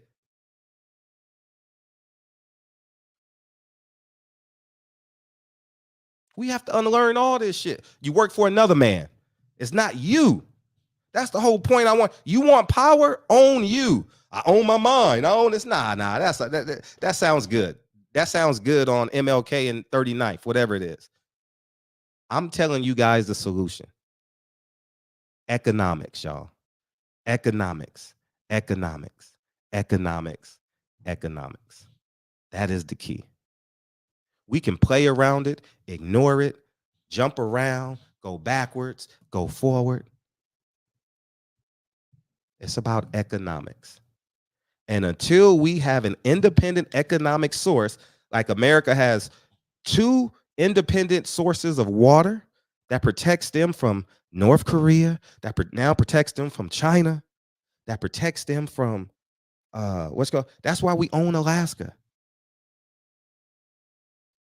That's why we own Puerto Rico, Hawaii. Protection. Protect your last name. That's what this conversation was about, your last name. It wasn't about being black. It was about economics. But black people can't have conversations about economics because their life, their everyday breath always got to do with racism. Niggas be looking for race. Is there racism underneath this lotion, Kyle? Shit. Is it racism underneath this glass, Kyle? Shit. Is it racism in this mic? It's not about that. It's not about that. Show me results. If you ain't got results, you're lying to us and you're lying to yourself. And that's what I kept trying to get Elle to understand. Like, nigga, we don't gotta talk about that. We don't gotta talk about that. We don't gotta talk about that. You know what I'm saying? It's unnecessary to talk about it. You know what I'm saying? It makes no sense. And they keep talking about Kanye West. Kanye West is not an owner. He didn't own anything. He was a partner. He didn't own anything, bro. He wasn't the owner of Yeezy. That's what I said. That's exactly what I said. And I wish we just got out of that mindset. Every time when there's a non-successful, not every time, I don't want to say that. When non-successful people are having conversations, it always stems, many times, it stems around race. Well, on this platform, it's always about race, bro.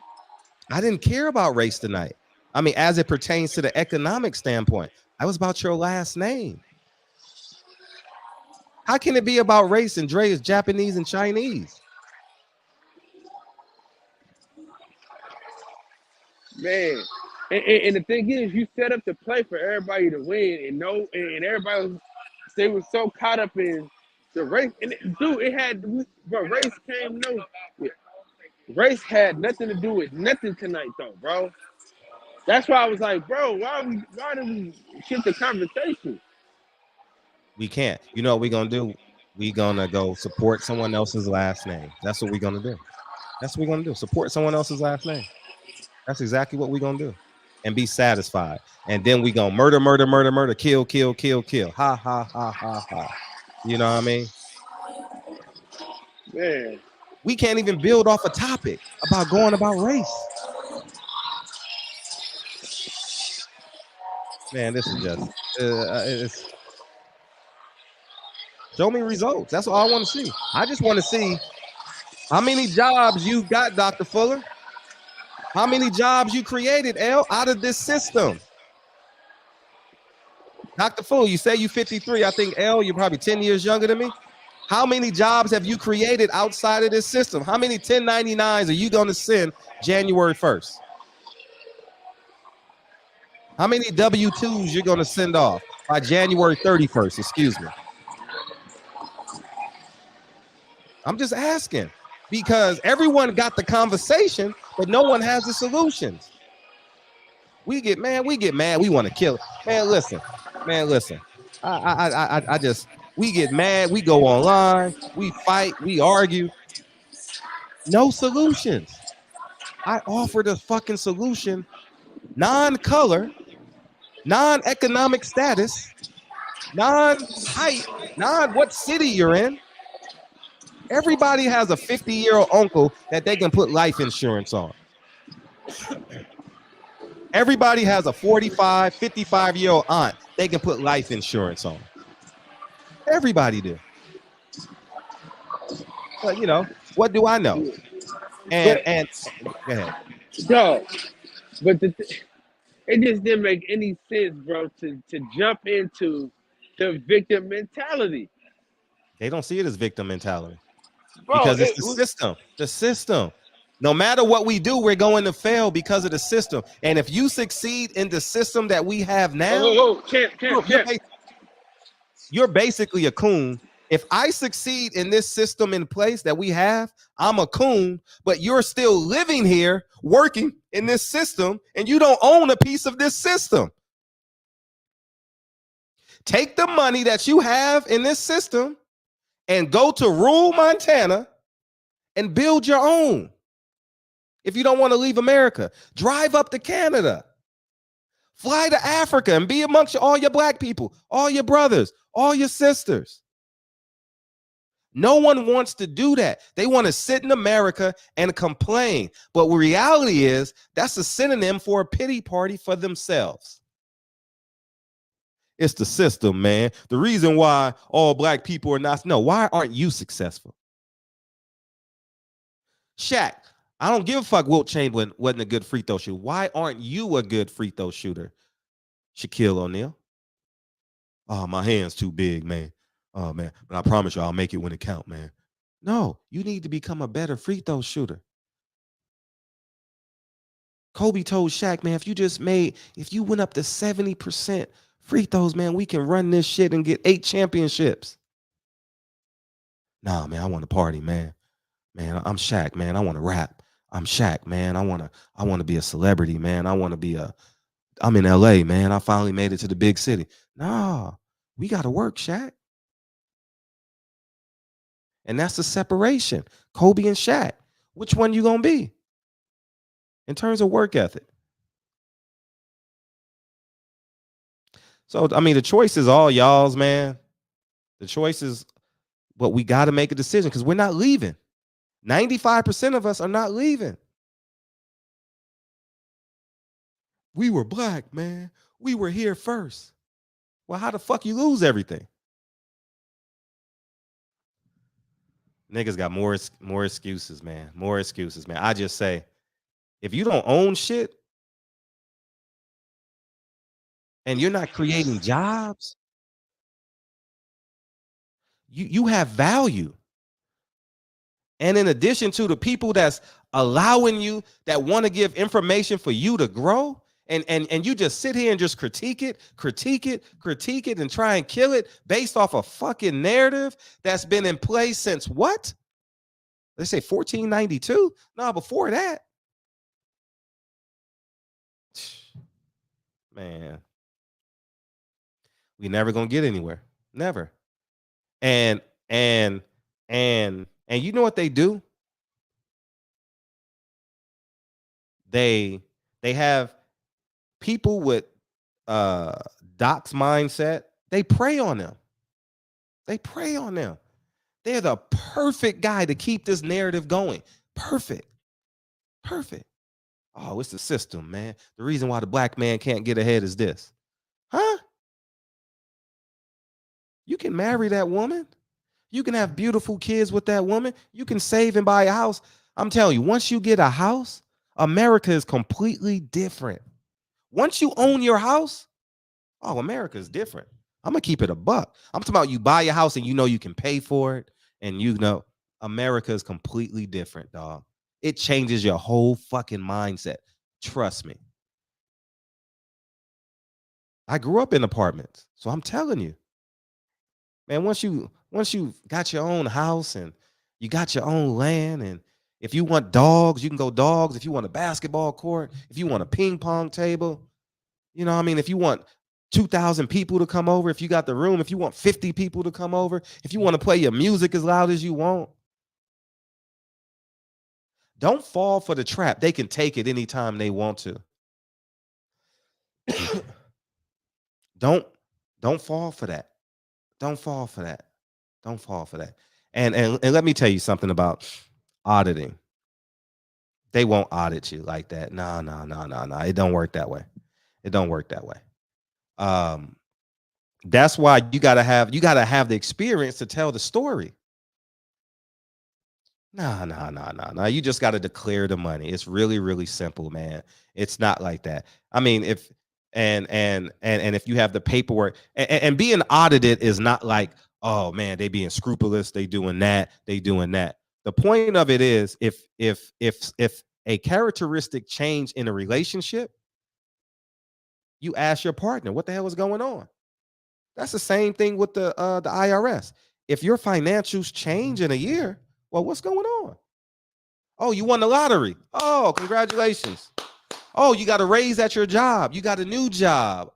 You started your own business. That's the same thing. It ain't like they gonna steal your money. That's not. Listen to me and listen to me carefully.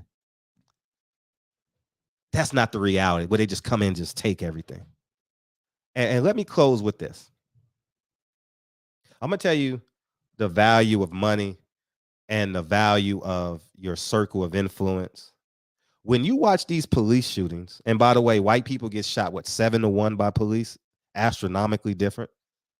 140 people were shot in 2020. I don't know what 21 statistics. It was only 140. I hate to say only. I'm saying only because CNN done convince y'all that shit is happening 3 times a day. But and out of the 140, can we just be honest and say half of them probably deserved it? There were 70 that probably didn't deserve it, and they should be held accountable to the same standard. I want to tell you this. When we watch these people get killed, right, on the news, no matter the ethnicity, 85% of the time, right, where are they? In an impoverished neighborhood. In an impoverished neighborhood. So the point I'm making is economics is critical. Don't fall for the bullshit. Oh, they gonna come and it's damn near impossible. They can't just come and take it and seize it and do that, man. That's like a 1% of reality, man. That's not reality, because they're just reading these books and these narratives that people are just, they're just, you know what I mean? People that commit crimes and fraud. And if you live an honest life and you're doing the right thing, the government is going to get out of your way because you're in a tax bracket that what? Supports the government. Pay your taxes, support your family, love God, do what you need to do. And that will, you know what I mean? You got to pay the piper somewhere. Pay for your happiness. If we can pay for pussy, we can pay for our happiness, right? If we can pay for a vacation, we can pay for our happiness. Because no matter what you do or say on that first of the month, if you the man of your house and them bills ain't paid, but it's the white man. See, it's the white man. Nah, the white man didn't ask that girl out.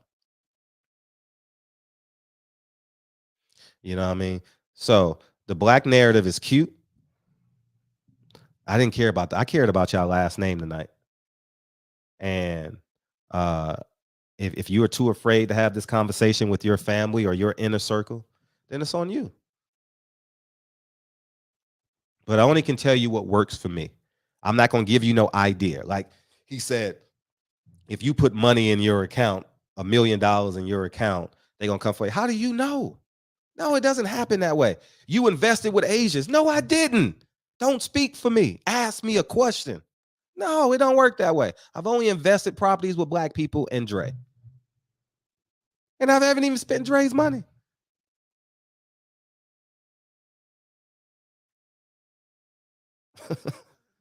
It's just insane. And then I'm done. Anyways, man, go ahead, Kyle, man. Oh, KB says, wasn't slavery enough? The victim mentality is sad. Yeah, because They're going to come in here and disagree with me with no tangible solution, just ideas. Just ideas. I'm tired of ideas. I gave everybody a tangible solution. You give me one. Oh, we need to be a sovereign nation. I know. You sound like Farrakhan now. You sound like Tariq Nasheed. You sound like Umar Johnson. Anyway, Kyle. Yeah, man. We're gonna have to kick Kyle off the show, man, because Kyle can't be doing security and doing the show at the same time. You see how he got to go and run, and I really want to. I got it, man. Nah. I'm serious, man, because you got to protect yourself. Motherfuckers breaking in cars, trying to sneak in the club while you. Nah, man, you got to be on your P's and Q's. Hey, we're not good. Hey, December 30th. No, I'm telling you, December 31st. Listen, the show goes over at 9:30 anyway, Fredro. It opens? I said the show supposed to be over at 9:30. Oh yeah. See, that's the hang up. Yeah, man. It's just sad, man, that we get to this fucking conversation about why blacks can't be successful. I said, how about your last name? Blacks can't be. How about your last name? It's Mexicans people in here too. It's white people in here too. You always say that though. You always attach the last name to everything we doing. Like you always say last name. Yeah, everything. It's my life. It's my life's work. My last name.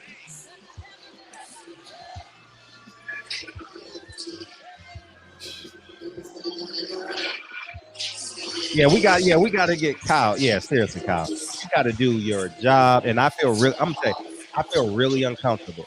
Like I'm being nice about it, but I get anxiety. It's not high. Don't get me wrong. It's not like, oh my God, I'm anxious, but I get anxiety because that club life is real serious, and that shit can turn up real fast. So it's all good, man. I mean, so here's what we're gonna do.